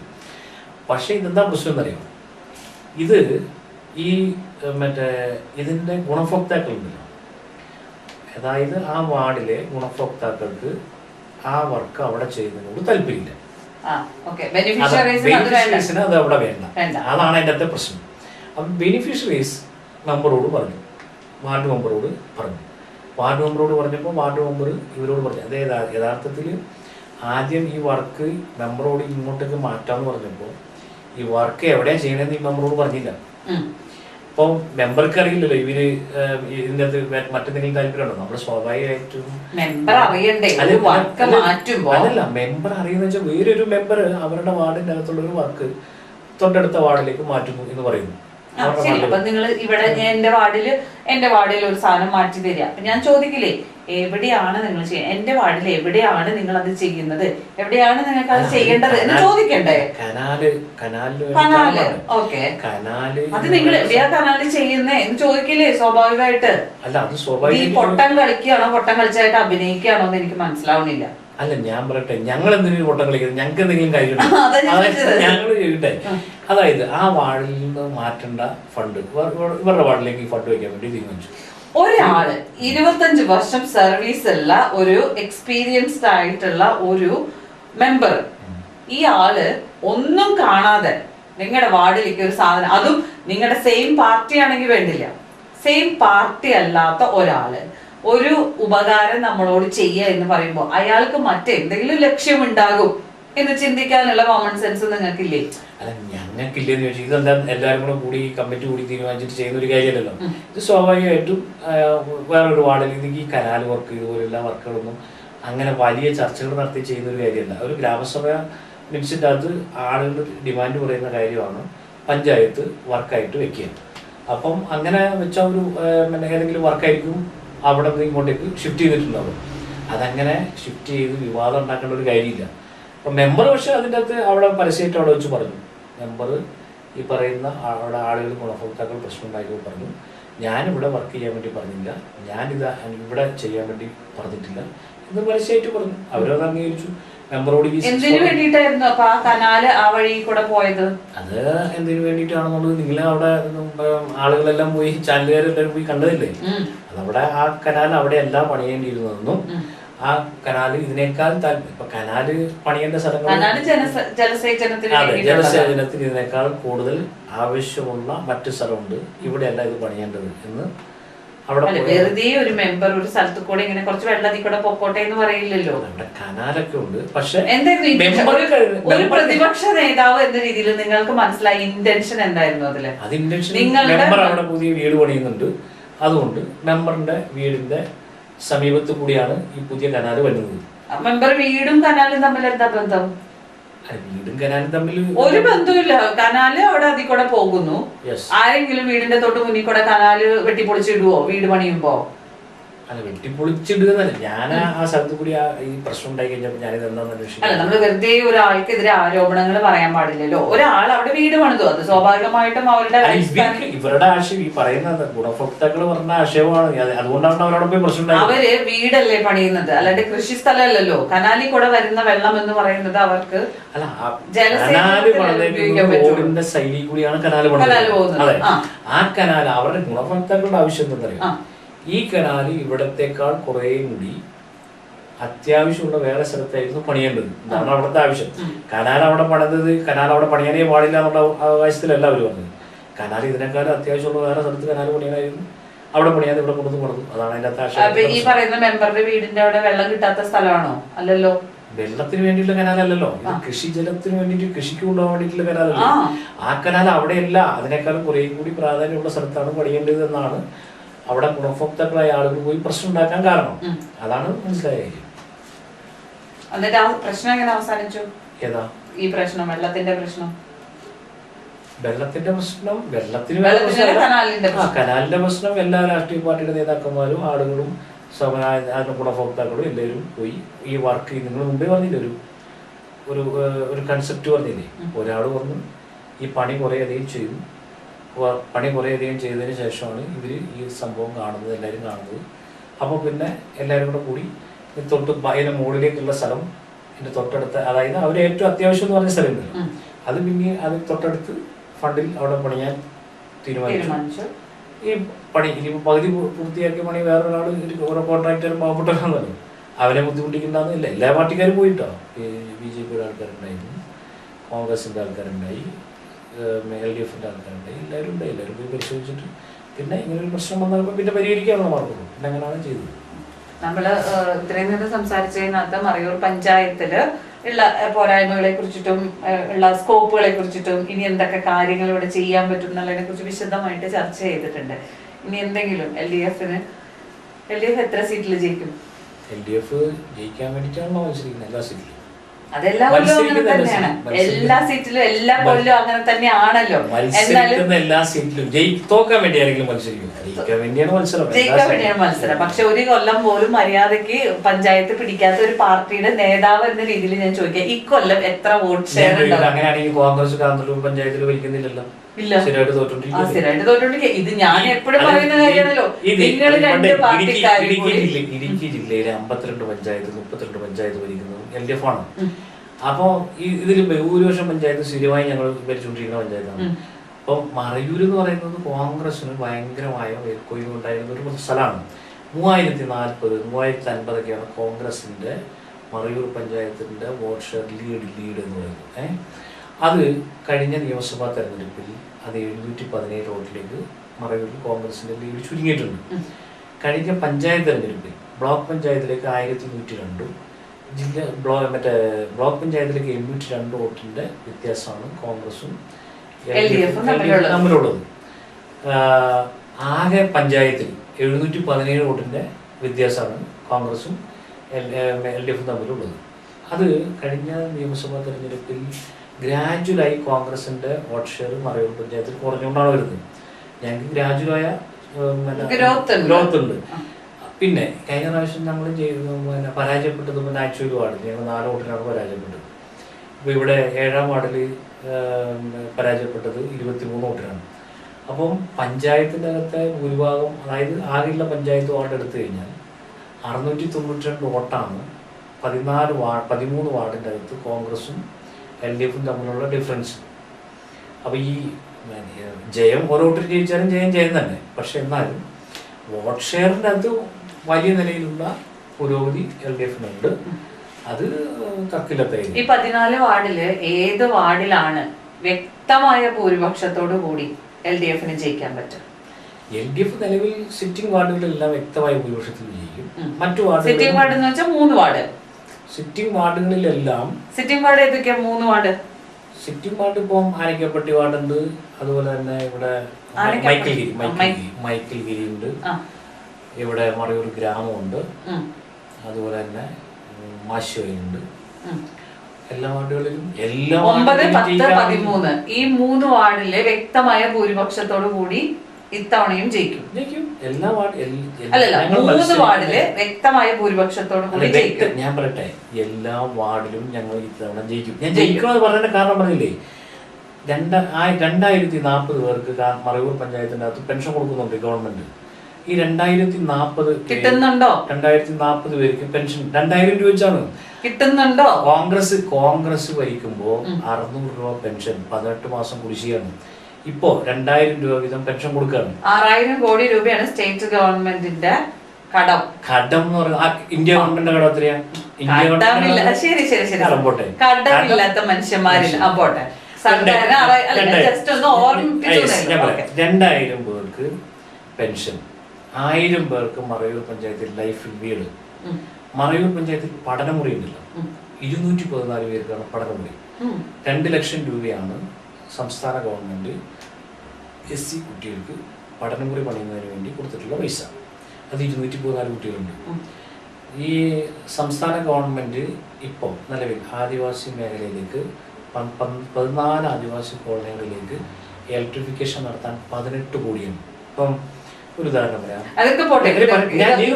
കാര്യം ഈ തായന്നമുടി പറഞ്ഞിട്ടുണ്ടല്ലോ, തായന്നമുടി കോൺഗ്രസിനും വലിയ ഭൂരിപക്ഷമുള്ള സ്ഥലമാണ്. അവിടെ 40ഓളം വീടുണ്ട്. അവിടെ വൈദ്യുതി എത്തിക്കുന്നതിന് വേണ്ടി 3.25 കോടിയാണ്. എന്ന് പറഞ്ഞാൽ ഒരു വീടിന് ഒരു 8 ലക്ഷത്തിൽ കൂടുതൽ പൈസയാണ് വൈദ്യുതി എത്തിക്കാൻ വേണ്ടി മാത്രം ചിലവാക്കുന്നത്. അപ്പം ഇതിനു മുമ്പ് ഞങ്ങൾ തെരഞ്ഞെടുപ്പിനെ നേരിടുന്ന പോലെയല്ല, എല്ലാ മേഖലയിലും ഈ സർക്കാരിൻ്റെ ഗവൺമെൻറ്റിൻ്റെ ഒരു കരുതലും കൈത്താങ്ങലും ഉണ്ട്. 35 വയസ്സ് കഴിഞ്ഞ മുഴുവൻ വീട്ടമ്മമാർക്ക് സഹായധനം, അതായത് 35 വയസ്സല്ല എല്ലാ വീട്ടമ്മമാർക്കും, എല്ലാ വീട്ടമ്മമാർക്കും പിങ്കും വൈറ്റും അല്ല പിങ്കും മഞ്ഞയും കാർഡിലുള്ള വീട്ടമ്മമാർക്ക് 1000 രൂപ ധനസഹായം കൂടി ഗവൺമെന്റ് പ്രഖ്യാപിച്ചു കൊടുത്തു തുടങ്ങുമല്ലോ. ഇപ്പോൾ അതിന് അപേക്ഷ എല്ലാവരുടെയും മൊബൈലിലേക്ക്, ഗുണഭോക്താക്കളായ ആളുകളുടെ മൊബൈലിലേക്ക് മെസ്സേജ് വന്നുകൊണ്ടിരിക്കുകയാണ്. ഇതെല്ലാം ചെയ്യുമ്പോൾ സ്വാഭാവികമായും മറയൂർ പഞ്ചായത്തിൽ ഞങ്ങൾക്ക് ഈ ഏത് വീട്ടിൽ പോയാലും ഞങ്ങൾക്ക് ആളുകളോട് വോട്ട് ചോദിക്കുമ്പോൾ ഒരു ഗ്ലാസ് ചായ കിട്ടും. അല്ല, ചായ മാത്രമല്ല, സന്തോഷം ഞാൻ ചോദിക്കട്ടെ,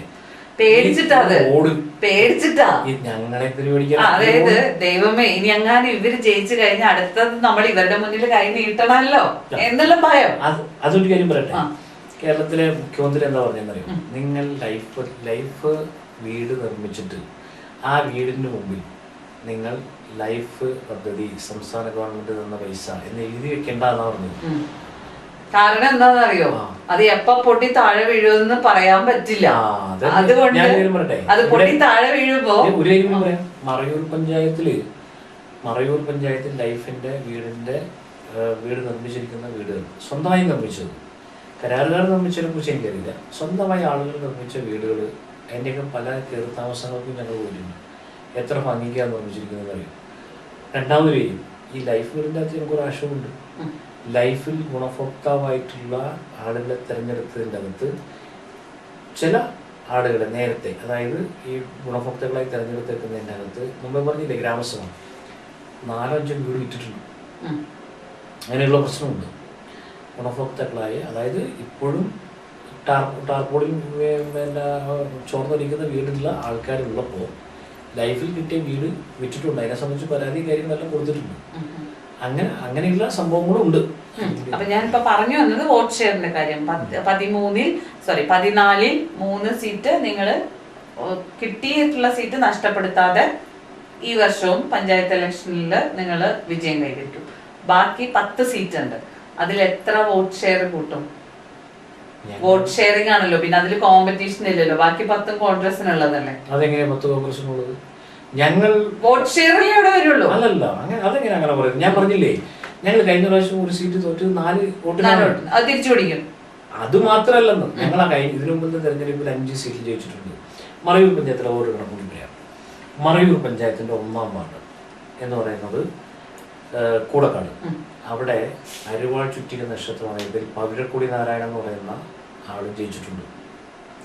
മറയൂർ പഞ്ചായത്തിന്റെ 2-3 ചേർന്ന വാർഡ് ഇപ്പോൾ കോൺഗ്രസിന്റെ മണ്ഡലം പ്രസിഡന്റായിട്ടുള്ള ഇസ്മയിൽ എന്ന് പറയുന്ന അദ്ദേഹം കതിരരുവാൾ ചിഹ്നത്തിൽ അവിടെ ജയിച്ചിട്ടുണ്ട്. 2-3 ചേർന്ന വാർഡിൽ. 4-ാം വാർഡിൽ ഞങ്ങൾ ജയിച്ചിട്ടില്ല. പക്ഷെ 44 വോട്ട് വരെ ആണ് ഞങ്ങൾ അവിടെ ഡിഫറൻസിലേക്ക് വന്നിട്ടുള്ളത്. 22 വോട്ട് പറഞ്ഞ് ഞങ്ങൾ അവിടെ ജയിക്കുകയാണ്. 5-ാം വാർഡിൽ ഇപ്പോഴത്തെ ബാബുനഗർ വാർഡിൽ ശാന്തി തങ്കവേൽ ഞങ്ങളുടെ പഞ്ചായത്ത് മെമ്പറായിരുന്നു, അരുവാൾ ചുറ്റിക നക്ഷത്രത്തിൽ ജയിച്ചാണ്. പിന്നെ ഇപ്പോഴത്തെ കോട്ടക്കുളം 6-ാം വാർഡ്. 6-ാം വാർഡ് എന്ന് പറയുന്നത് കഴിഞ്ഞ പ്രാവശ്യം 2 പ്രാവശ്യമായിട്ട് ഞങ്ങൾ ജയിച്ച വാർഡ്. ഇപ്പോൾ കുമ്മിറ്റംകുഴി ചന്ദന വിജയൻ ചേട്ടൻ ചന്ദന വിജയൻ ചേട്ടനുള്ളൂ. അദ്ദേഹം മയിൽ ചിഹ്നത്തിൽ LDF സ്ഥാനാർത്ഥിയായിട്ട് നിന്ന് മത്സരിച്ച് ജയിച്ച വാർഡാണ്. അവിടെ മറയൂർ ഗ്രാമം, അതായത് അത് ഒന്ന് നോക്കണേ, നമ്മള് ചന്ദന വിജയൻ ചേട്ടനും കുമ്മിട്ടാങ്കുഴിയും തമ്മിലുള്ള ഒരു ബന്ധം അത് നോക്കണം. ഇതിനു മുമ്പ് അംബിക വാർഡിൽ മത്സരിച്ചപ്പോൾ 34 വോട്ടിനാണ് പരാജയപ്പെട്ടത്. വെറും 34 വോട്ടിൽ. അംബിക ഇതിനു മുമ്പിൽ ആദ്യത്തെ തെരഞ്ഞെടുപ്പിൽ മത്സരിക്കുന്നത് എവിടാണ്? ഈ കുമ്മിട്ടാങ്കുഴിയിലാണ്. അന്ന് അംബിക കോൺഗ്രസിനോട് പരാജയപ്പെട്ടത് വെറും 34 വോട്ടിനാണ്. അപ്പോൾ അതിനു മുമ്പ് ഞാൻ മുമ്പേ പറഞ്ഞതുപോലെ സ്വതന്ത്രനായി LDF സ്വതന്ത്രനായിട്ട് വിജയൻ ചേട്ടൻ മയിൽ ചിഹ്നത്തിൽ ഈ വാർഡിൽ ജയിച്ചിട്ടുണ്ട്. ഇനി ഇപ്പോഴത്തെ വാർഡുണ്ടല്ലോ, മറയൂർ ഗ്രാമം ജവഹർനഗർ, അവിടെ 2 പ്രാവശ്യമായിട്ട് നമ്മൾ ജയിച്ചു. കഴിഞ്ഞ 2 പ്രാവശ്യം ജയിച്ചു. മേലാടി വാർഡിൽ നമ്മൾ ഒരു പ്രാവശ്യം ജയിച്ച എത്ര വോട്ടിൽ അറിയാം? 136 വോട്ടിൻ്റെ കീഴിലാണ് ജയിച്ചത്, ബാലകൃഷ്ണൻ. LDF സ്ഥാനാർത്ഥി ബാലകൃഷ്ണൻ കെ ബാലകൃഷ്ണൻ അവിടെ ജയിച്ചു. അത് സ്വതന്ത്ര സ്ഥാനാർത്ഥിയായിരുന്നു. LDF സ്വതന്ത്രം. അവിടെ നമ്മുടെ ഇവിടുത്തെ വാർഡുണ്ടല്ലോ, ഇപ്പോഴത്തെ ഈച്ചമ്പട്ടി വാർഡിൽ ഞങ്ങൾ ജയിച്ചില്ല, പക്ഷെ കോൺഗ്രസ് പരാജയപ്പെട്ടിട്ടുണ്ട്. AIDMK അവിടെ ജയിച്ചിട്ടുണ്ട്. AIDMK അവിടെ ജയിച്ചിട്ടുണ്ട്. തൊപ്പിച്ചില്ലത്തിൽ കഴിഞ്ഞ തെരഞ്ഞെടുപ്പിൽ അവിടെ ജയിച്ചിട്ടുണ്ട്. ഞാൻ പറഞ്ഞിട്ട് പൂർത്തിയാക്കിയാൽ മതി. മേലാടിയിൽ നമ്മൾ ജയിച്ചു. ഇവിടെ നാച്ചുവലിൽ ഞങ്ങളൊരു തെരഞ്ഞെടുപ്പിൽ ജയിച്ചു. തൊട്ടടുത്ത തെരഞ്ഞെടുപ്പിൽ പരാജയപ്പെട്ടു. ആനക്കാപ്പട്ടി മൈക്കിൾഗിരി വാർഡിൽ നമ്മൾ ഒരു തെരഞ്ഞെടുപ്പിൽ ജയിച്ചു. പള്ളനാട് വാർഡിൽ നമ്മൾ 2 പ്രാവശ്യം ജയിച്ചു.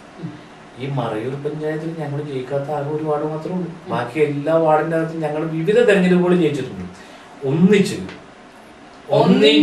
ഈ പ്രാവശ്യം ജയിക്കും. ഈ പറയുന്ന 14 വാർഡിലും ഒന്നിച്ച് ഈ പ്രാവശ്യം ജയിക്കും. ജയിച്ചില്ലെങ്കിൽ എനിക്ക് എന്ത് വരും? ജയിച്ചില്ലെങ്കിൽ എന്ത് നമുക്കൊരു ബെറ്റ്. ജയിക്കാൻ വേണ്ടി ഞങ്ങൾ മത്സരിക്കില്ലേ? അങ്ങനെ പറയരുത്. ഞാൻ പറയുന്നത് എന്താ അറിയാം, ഒരു ഊഹാപോഹോ ഒന്നും വെച്ചിട്ട് പറയുന്നതല്ല. ഞങ്ങളൊരു സ്ട്രാറ്റജിക്സ് വെച്ചിട്ടാണ് പറയുന്നത്. ഈ തെരഞ്ഞെടുപ്പിൽ ഞങ്ങൾക്ക് ഭൂരിപക്ഷം കിട്ടാൻ കഴിയുന്ന സാഹചര്യം ഉള്ളതിൻ്റെ പ്രധാനപ്പെട്ട കാര്യങ്ങൾ ഞങ്ങൾ ഈ സർക്കാരും നടത്തിയ ജനക്ഷേമ പ്രവർത്തനങ്ങളും ജനങ്ങൾക്കിടയിൽ ഉണ്ടായിട്ടുള്ള മതിപ്പും എല്ലാം ഈ തെരഞ്ഞെടുപ്പിൽ ഞങ്ങൾ അറ്റ്ലീസ്റ്റ് 7 നിൽക്കാൻ പറ്റുമോ? ഇല്ല, ഞങ്ങൾ ഈ തെരഞ്ഞെടുപ്പിൽ 14 വിജയം 14 വാങ്ങോ? 14 വാങ്ങി. ഞങ്ങൾ 13 സീറ്റിൽ ജയിക്കും. അതൊന്ന് തള്ളിപ്പോയതുകൊണ്ട്, ഒന്ന് കോൺഗ്രസിന് വിട്ടുകൊടുത്തുകൊണ്ട്. കോൺഗ്രസിന് വിട്ടെന്ന് പറയില്ല, അവിടെ മത്സരമൊക്കെ ഉണ്ട്. പക്ഷെ അത് ഒരു ജാഗ്രത കുറവ് അതിൻ്റെ അകത്ത് ഉണ്ടായി. സമ്മതിക്കുന്നു. പിന്നെ ജാഗ്രത കുറവുണ്ടായി. അതൊക്കെ നമ്മൾ ഉണ്ടാവാൻ പാടില്ലാത്ത കാര്യമാണ്. ജാഗ്രത കുറവ് പ്രത്യേകിച്ച് LDF പോലുള്ള ഒരു പാർട്ടിക്ക് ഒരിക്കലും സംഭവിക്കാൻ പാടില്ലാത്ത, അതൊക്കെ വളരെ അഡ്മിറ്റ് ചെയ്യേണ്ട കാര്യമാണ്. അതെല്ലാം പരിശോധിച്ച് ഇനി ആ ലാഘവത്വം ലാഘവത്വമല്ല, അത് ഒരിക്കലും ഉണ്ടാവാൻ പാടില്ലാത്ത കാര്യമാണ്. അല്ല, ഒരു സ്ഥാനാർത്ഥിയെ നമ്മൾ തെരഞ്ഞെടുക്കുമ്പോ ഒരു ബാക്ക്ഗ്രൗണ്ട്, പ്രത്യേകിച്ച് ഒരിക്കലും LDF പോലത്തെ ഒരു പാർട്ടി, ആ ഒരു സ്ട്രക്ചർ, കേഡർ പാർട്ടിയിൽ നിന്ന് ഒരിക്കലും വരാൻ പാടില്ലാത്ത ക്ഷമിക്കാൻ പറ്റില്ലാത്തതായിട്ടുള്ള ഒരു കാര്യമാണ് സംഭവിച്ചത്. അതൊക്കെ തർക്കില്ല, അതൊക്കെ ഉണ്ടാകാൻ പാടില്ലാത്ത കാര്യമാണ്. അതൊക്കെ ഞങ്ങൾ അഡ്മിറ്റ് ചെയ്തു. പിന്നെ ഈ കോൺഗ്രസിന്റെ ഇപ്പോഴത്തെ മണ്ഡലം പ്രസിഡന്റിന്റെ ഒരു ആക്സിഡന്റ്, അതുമായി ബന്ധപ്പെട്ട അവരുടെ മണ്ഡലം പ്രസിഡന്റ് വോട്ടിന്റെ ചാർജ് മാറിയിട്ടുണ്ടല്ലോ, ഇത് നിങ്ങൾക്ക് ഏതെങ്കിലും രീതിയിൽ ഗുണം ചെയ്യുമോ? ശരി, അങ്ങനെയൊന്നുമില്ല. അദ്ദേഹം മണ്ഡലം പ്രസിഡന്റ് മാറിയിട്ട് 1 വർഷത്തിൽ കൂടുതലായില്ല. അദ്ദേഹം ആൻസിച്ചേട്ടൻ എന്ന് പറയുന്ന ഒരു രാഷ്ട്രീയ ചാണക്യന്റെ കുറെ തന്ത്രങ്ങൾ എപ്പോഴും ഇവിടുത്തെ കോൺഗ്രസിന് ഒരു വലിയ ശക്തിയായിരുന്നു. കോൺഗ്രസിനെ ഞാൻ പറയട്ടെ, ഞാൻ ഒരിക്കലും ഒരു വ്യക്തിയാണ് ഒരു സംവിധാനത്തെ നയിക്കുക എന്ന് പറയാൻ കഴിയില്ല. എന്നാലും ആ വ്യക്തിയുടെ ഇൻഫ്ലുവൻസ് വളരെ ശക്തമായിട്ടുള്ളതാണ്. ഒരു പോസ്റ്റിങ്ങിൽ ആരാണെങ്കിലും ഇപ്പോൾ മണ്ഡലം പ്രസിഡന്റോ പാർട്ടി സെക്രട്ടറിയോ ഒക്കെ ആയി ഇരിക്കുന്നതാണ്. ഇത് മറ്റേ ഇപ്പോഴുള്ള മണ്ഡലം പ്രസിഡന്റിനെ തിരഞ്ഞെടുത്തിട്ട് എനിക്കൊരു 1.5 വർഷത്തിൽ കൂടുതലായി എന്നാണ് ഞാൻ മനസ്സിലാക്കുന്നത്. മണ്ഡലം പ്രസിഡന്റ് ആയിട്ട് അദ്ദേഹം തിരഞ്ഞെടുത്തിട്ട് 1.5 വർഷത്തിൽ കൂടുതലായി എന്നാണ് ഞാൻ കരുതുന്നത്. ഇദ്ദേഹത്തിന് ആക്സിഡന്റ് ഉണ്ടായത് പിന്നെ അവരൊക്കെ കൂടിയാലോചിക്ക് വലിയ കാര്യമായ പരിക്കല്ല. അദ്ദേഹം റെസ്റ്റിലാണ്, പെട്ടെന്ന് റെഡിയായി വരുന്ന കാര്യമുള്ളൂ. അപ്പോൾ അവർക്ക് ആ കാര്യങ്ങളൊക്കെ ആലോചിക്കുന്നതിന് ഇപ്പോൾ അങ്ങോട്ട് ഇരുന്ന് ആലോചിക്കുന്ന സ്ഥലം മാത്രമല്ല മാറുള്ളൂ. അതൊന്നും ബാധിക്കില്ല, അതൊന്നും തെരഞ്ഞെടുപ്പിനെ ബാധിക്കുന്ന കാര്യമില്ല. അപ്പൊ നിങ്ങൾ നല്ല കാൻഡിഡേറ്റ്സിനെ തന്നെയാണ് നിർത്തിയിട്ടുള്ളത്? തെരഞ്ഞെടുപ്പ് നല്ല കാൻഡിഡേറ്റ്സ്, ഉത്തമരിൽ ഉത്തമരായ CPM-ൽ ഏറ്റവും ഷാർപ്പായിട്ടുള്ള. അങ്ങനെയല്ലല്ലോ, തെരഞ്ഞെടുപ്പ് എന്ന് പറയുന്നത് ഏറ്റവും വിജയിക്കാൻ കഴിയുന്ന ഒരു വാർഡിൽ ഏറ്റവും വിജയപ്രതീക്ഷ വെക്കാൻ പറ്റുന്ന ആളുകളെ തെരഞ്ഞെടുക്കുന്ന ശരി. അത് ഞങ്ങൾ എപ്പോഴും നിർത്തുന്ന ഏറ്റവും മികവുറ്റ ആളെയായിരിക്കുമല്ലോ. അല്ല, ഇപ്രാവശ്യം ഒരു പ്രശ്നം പറ്റിയിട്ടില്ല? ഒരു പ്രശ്നമില്ല. ഞങ്ങളുടെ സ്ഥാനാർത്ഥികളെല്ലാം മികവുറ്റ സ്ഥാനാർത്ഥികളാണ്. ഞങ്ങളുടെ ഇപ്പോൾ എല്ലാ സ്ഥാനാർത്ഥിമാരും മികവുറ്റ സ്ഥാനാർത്ഥിമാരാണ്. അതോടൊപ്പം തന്നെ ഇതിനു മുമ്പ് മത്സര രംഗത്ത് നല്ല മികവുറ്റ പ്രകടനം കാഴ്ചവെച്ചവരൊക്കെ തന്നെയാണ്. മറ്റേ നമ്മുടെ CPI മത്സരിക്കുന്ന മേലാടിയിൽ മത്സര രംഗത്തുള്ള CPIയുടെ നേതാവാണ് മത്സരിക്കുന്നത്, ശശികുമാർ. ആ മേലാടി വാർഡിൽ പരാജയപ്പെട്ട് ഇതിനു മുമ്പ് മത്സരിച്ചിട്ട് 4 വോട്ടിന് തോറ്റു. വോട്ടിനാണ് പരാജയം. അത് ടി ടി ജോസഫ് ആയിട്ടുള്ള അതെ. അന്ന് അധിനായകനായിട്ടുള്ള നേതാവാണ് ടിറ്റിയോടാണ് ഏറ്റുമുട്ടിയത്. അപ്പൊ അതുകൊണ്ട് അദ്ദേഹം അവിടെ മത്സരിക്കുന്ന കാൻഡിഡേറ്റ് അത്ര മോശക്കാരനല്ല. ആ വാർഡില് മുഴുവൻ ജനങ്ങളുമായി ഇപ്പോ ഉള്ള മുഴുവൻ ജനങ്ങളുമായിട്ട് നല്ല ബന്ധമുള്ള ആളാണ് ശശികുമാർ. നല്ല മികവുറ്റ കാൻഡിഡേറ്റ് ആണ്. എല്ലാ വാർഡുകളിലും നല്ല മികവുറ്റ കാൻഡിഡേറ്റ് ആണ് നിൽക്കുന്നത്. എപ്പോഴെങ്കിലും തോന്നിയിട്ടുണ്ടോ ഈ കോൺഗ്രസ് പാർട്ടിയിൽ നിന്ന് ചില പ്രധാനപ്പെട്ട വ്യക്തികൾ പോയത് ഈ നാടിനൊരു നഷ്ടമായിട്ട് തോന്നിയിട്ടുണ്ടോ? പൊതുരംഗത്ത് നിൽക്കുന്ന നന്നായി കാര്യങ്ങൾ ചെയ്തുകൊണ്ടിരിക്കുന്ന ആളുകൾ, നന്നായി കാര്യങ്ങൾ ചെയ്യാൻ പ്രാപ്തിയുള്ള ചില വ്യക്തികളെ ഇപ്പൊ ഇല്ല, രാഷ്ട്രീയത്തിൽ ആ പിക്ചറിനെ അവർ മാറിപ്പോയിട്ടുണ്ട്. അത് നമ്മുടെ നാടിനൊരു നഷ്ടമായിട്ട് തോന്നിയിട്ടുണ്ടോ? പൊതുപ്രവർത്തകരുടെ അനുഭവം എന്ന് പറയുന്നത് വളരെ വലുതാണ്. ഈ പൊതുപ്രവർത്തന രംഗത്തൂടെ ലഭിക്കുന്ന അനുഭവം അതുപോലെ വലിയ കാര്യമാണ്. അങ്ങനെയുള്ള ആളുകളും മാറിപ്പോകുമ്പോൾ സ്വാഭാവികമായിട്ട് പ്രതിപക്ഷത്താണെങ്കിൽ പോലും അവരൊരു ഓപ്പോസിഷൻ പാർട്ടിയിലാണെങ്കിൽ പോലും അവരില്ലാത്തത് ഒരു കുറവാണെന്ന് എപ്പോഴെങ്കിലും തോന്നിയിട്ടുണ്ടോ? ചില സന്ദർഭങ്ങളിൽ പല കാര്യങ്ങളിൽ നമുക്ക് അങ്ങനെ ഫീൽ ചെയ്യുമല്ലോ. പൊതുരംഗത്ത് ചില വിഷയങ്ങൾ ഇപ്പോൾ പറയാം, പൊളിറ്റിക്കൽ പാർട്ടികൾ തമ്മിലുള്ള ചില ഏറ്റുമുട്ടലുകൾ, പ്രശ്നങ്ങൾ ഇങ്ങനെയൊക്കെ വരും. പക്വതയുള്ള രാഷ്ട്രീയ നേതൃത്വം നിൽക്കുമ്പോൾ ആ വിഷയങ്ങൾ പരിഹരിക്കാൻ നമുക്ക് എളുപ്പമായിരിക്കും. വൈകാരികമായി വിഷയങ്ങളെ ഹാൻഡിൽ ചെയ്യുന്ന ആൾക്കാർ ആണെന്നുള്ളതെങ്കിൽ നമുക്ക് ഈ വിഷയങ്ങൾ കൈകാര്യം ചെയ്യാൻ പ്രയാസം. വെച്ചാൽ ഇതൊക്കെ എന്ന് പറയുന്നത് ഇമോഷണൽ ബ്ലാസ്റ്റ് ഉണ്ടാവും. അതിനെ നമുക്ക് ബ്രേക്ക് ചെയ്യാൻ പറ്റാത്തതുപോലെയുള്ള പ്രശ്നം. അതുകൊണ്ട് അത് അങ്ങനെയുള്ള ആളുകൾ ഉള്ളപ്പോൾ നമുക്ക് അത്തരം പ്രശ്നങ്ങളൊക്കെ വളരെ പെട്ടെന്ന് പരിഹരിക്കാൻ പറ്റും. അങ്ങനെയുള്ള ഇത്രയും നേരം മറയൂർ ചാനലിനോട് ഞങ്ങൾ ഇനി വന്നാൽ എന്ത് ചെയ്യുമെന്ന് ചോദിച്ചില്ലല്ലോ. വന്നാൽ എന്ത് ചെയ്യുമെന്നാണ് ഇത്രയും നേരം നമ്മൾ പറഞ്ഞത്. ഞങ്ങള് മറയൂർ പഞ്ചായത്തിൽ അധികാരത്തില് വന്നു കഴിഞ്ഞാൽ നമ്മൾ ഡിസ്കഷൻ ചെയ്ത കുറേയധികം വിഷയങ്ങളുണ്ട്.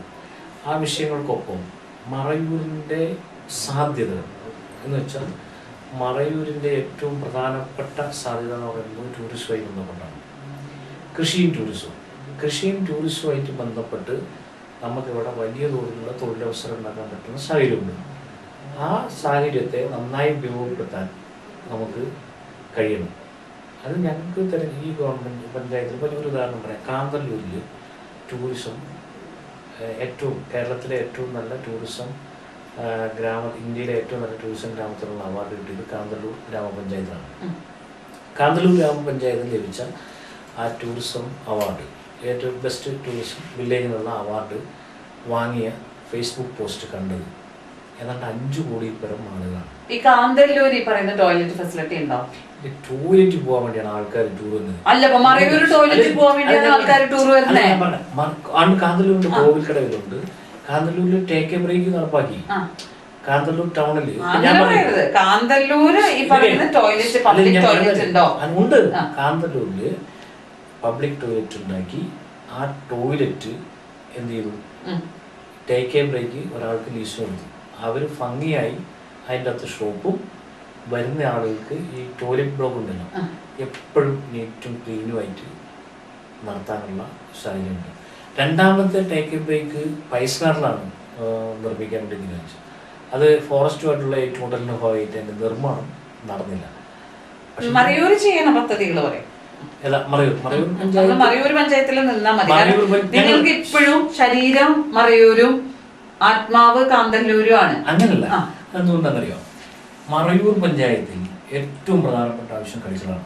ഞങ്ങൾ മറയൂർ പഞ്ചായത്തിന്റെ അധികാരത്തിൽ വന്നാൽ സ്ഥലം വാങ്ങി ഞങ്ങൾ അവിടെ കളിക്കളം ഉണ്ടാക്കും. യുവാക്കളായ ആൾക്കാരുടെ വോട്ട് നേടുന്നതിനുള്ള ഒരു ട്രിക്ക് ഇപ്പൊ കഴിഞ്ഞു. സ്ത്രീകൾക്ക് വേണ്ടിട്ട് പറഞ്ഞു. രണ്ടാമത്തെ കാര്യം ഞങ്ങൾ പറയാം. സംസ്ഥാന ഗവൺമെന്റിന്റെ പ്രോജക്റ്റ്, ആ എല്ലാ പ്രോജക്റ്റുകളും മറയൂർ പഞ്ചായത്തിൽ ഭംഗിയായി നടപ്പാക്കും. ഒരു കേസ് പറയാം. ഇപ്പോ ഇവർക്ക് ഏറ്റവും സിമ്പിളായി ചെയ്യാൻ പറ്റുന്ന ഒരു കാര്യം പറയട്ടെ. ഇപ്പൊ മറയൂരിലെ സബ് സെന്റർ ഉണ്ട്, 2 സബ് സെന്റർ. ആ 2 സബ് സെന്റർ പ്രവർത്തിക്കുന്ന എവിടെയാണെന്ന് അറിയോ? ഒന്ന് നമ്മുടെ ബാബുനഗറിലും ഒന്ന് മറയൂരിലെ ഗവൺമെന്റ് ആശുപത്രിയിലുമാണ്. ഈ സബ് സെന്റർ ഒരെണ്ണം ഈ മറയൂർ പഞ്ചായത്തിന്റെ 1-ാം വാർഡ് എന്ന് പറയുന്നുണ്ടല്ലോ, 1-ാം വാർഡ് ജനസംഖ്യ ഉള്ളൂ എടമലക്കുടി പഞ്ചായത്തിന് ആകെ. മറയൂർ പഞ്ചായത്തിന്റെ 1-ഉം 2-ഉം വാർഡില്ലേ? മറയൂർ പഞ്ചായത്തിന്റെ 1-ഉം 2-ഉം വാർഡ് കൂടിയ എടമലക്കുടി പഞ്ചായത്തിന്റെ വോട്ടിനേക്കാൾ കൂടുതലാണ്, ടോട്ടൽ പോപ്പുലേഷൻ കൂടുതലാണ്. അവിടെ ആശുപത്രി വന്നു, അവിടെ സ്കൂൾ വന്നു, പോസ്റ്റ് ഓഫീസ് വന്നു, അവിടെ വേണ്ട അടിസ്ഥാന സൗകര്യങ്ങളെല്ലാം വന്നു. മറയൂർ പഞ്ചായത്തിന്റെ ഈ 1-ാം വാർഡുണ്ടല്ലോ, ആ 1-ാം വാർഡിൽ ഈ സബ് സെന്റർ വെച്ചാൽ ഇപ്പോൾ പ്രഷർ, ഒരാൾക്ക് പ്രഷർ നോക്കണം, ഇപ്പം അവർ പ്രഷർ നോക്കണമെങ്കിൽ താഴെ വേണം, അവർക്ക് ഷുഗർ നോക്കണം, അവർ താഴെ വേണം. ഒരു ഗ്ലൂക്കോമീറ്റർ മേടിച്ചു വെച്ചാൽ ഗ്ലൂക്കോമീറ്റർ മാത്രം ഒരു ചെറിയ മുറിവുണ്ടായി, ഈ സബ് സെന്റർ ഉണ്ടെങ്കിൽ അവർക്ക് അവിടെ അത് പരിഹരിക്കാൻ ആവശ്യമായ കാര്യമുണ്ടാവും. ഒരു നേഴ്സിന്റെ സേവനം ഉണ്ട്. നമ്മളിപ്പം ഗ്ലൂക്കോമീറ്റർ വെച്ച് നമ്മൾ നോക്കണ പോലെ അല്ലല്ലോ, ഒരു നേഴ്സിന്റെ സേവനം. ഗ്ലൂക്കോമീറ്റർ നോക്കാൻ പറ്റുന്ന കാര്യമുള്ളൂ. പ്രഷർ നോക്കണമെന്നുണ്ടെങ്കിൽ ഈ സാധനം ബെൽറ്റ് കെട്ടി വെച്ചിട്ട് അത് മാത്രമല്ലല്ലോ, ഒരു സബ് സെന്റർ എന്ന് പറഞ്ഞാൽ അത് മാത്രമല്ല. ഒരു സബ് സെന്റർ വന്നു കഴിഞ്ഞിട്ടുണ്ടെങ്കിൽ അത്യാഹിതമായിട്ടുണ്ടാവുന്ന കാര്യങ്ങൾക്കെല്ലാം വളരെ പെട്ടെന്ന് ഒരു നേഴ്സിന്റെ സഹായം അവിടെ കിട്ടും. ഈ സബ് സെന്റർ ഇവിടെ പ്രവർത്തിക്കുന്ന ആശുപത്രി തന്നെ ഒരു സബ് സെന്റർ പ്രവർത്തിക്കേണ്ട കാര്യമില്ലോ. ആശുപത്രി ഏറ്റവും നന്നായി പ്രവർത്തിക്കുന്ന ഒരു കേന്ദ്രമല്ലേ. അപ്പോൾ അത് 1-ാം വാർഡിലേക്ക് ഞങ്ങൾക്ക് അധികാരം കിട്ടിയാൽ അത് 1-ാം വാർഡിലേക്ക് മാറ്റും. അതുപോലെ തന്നെ മറയൂരിലെ ഇവിടെ ഭാവനഗറിൽ പ്രവർത്തിക്കുന്ന സബ് സെന്റർ, ആ ഭാവനഗറിൽ എന്ന് പറഞ്ഞിട്ടുണ്ടെങ്കിൽ 1 കിലോമീറ്റർ വന്നാൽ 3 ഗവൺമെന്റ് ആശുപത്രി ഉണ്ട്, സർക്കാർ ആശുപത്രി ഉണ്ട്, അല്ലാത്ത ആശുപത്രി ഉണ്ട്. അപ്പോൾ അവിടെ ആ സബ് സെന്ററിന്റെ ആവശ്യമില്ല, അതെടുത്ത് ഞങ്ങൾ ഇരുട്ടളകൂടി ഉപയോഗിക്കും.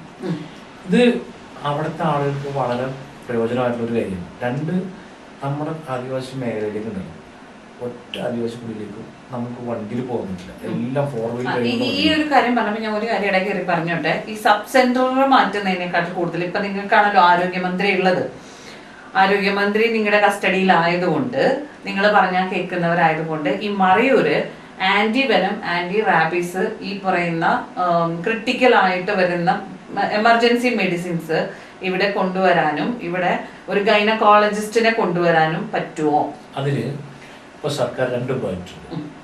ഇപ്പം മറയൂരിലെ ബ്ലോക്ക് ആശുപത്രി ഉണ്ടല്ലോ, ബ്ലോക്ക് നമ്മുടെ ദേവികുളം ബ്ലോക്ക് പഞ്ചായത്തിലെ പ്രധാന ആശുപത്രി ഇപ്പം ദേവികുളത്താണ് പ്രവർത്തിക്കുന്നത്. അപ്പം ആ ദേവികുളത്ത് പ്രവർത്തിക്കൊണ്ടിരിക്കുന്ന ആശുപത്രിയുടെ സ്റ്റാറ്റസ് ഇപ്പം മറയൂരിൽ CHC ആയെങ്കിൽ അതിൻ്റെ സ്റ്റാറ്റസ് മാറിയിട്ടില്ല. അപ്പോൾ ആ ആശുപത്രിയുടെ സ്റ്റാറ്റസ് ഇങ്ങോട്ട് വരും. അല്ല, ഇതിപ്പോൾ മറയൂരിലേക്ക് മാറ്റും. CHC ആണ്. മറയൂരിലെ ദേവികുളത്തെ നിലവിലെ CHCയുടെ മുഴുവൻ പാറ്റേണും മറയൂർ ആശുപത്രിയിലേക്ക് മാറ്റും. ദേവികുളത്ത് 78 കോടി രൂപയിൽ ഒരു വലിയ ഹോസ്പിറ്റൽ അവിടെ നിർമ്മാണം ആരംഭിക്കാൻ പോകണം. അതിൻ്റെ ഫണ്ടിങ് മിനിസ്റ്റർ വന്ന് അതിൻ്റെ നടപടിക്രമങ്ങളെല്ലാം ആയി, അതിൻ്റെ നിർമ്മാണം ഇപ്പോൾ ആരംഭിക്കും. അതിൻ്റെ നിർമ്മാണം പൂർത്തീകരിക്കുന്നതോടുകൂടി ഇവിടെ IP കിടത്തി ചികിത്സ ആരംഭിക്കാൻ ആവശ്യമായിട്ടുള്ള കാര്യമാണ് ഉദ്ദേശിക്കുന്നത്. അപ്പം ഇവിടെ MLA നേതൃത്വത്തിൽ ചേർന്നു ഇവിടുത്തെ അതിൻ്റെ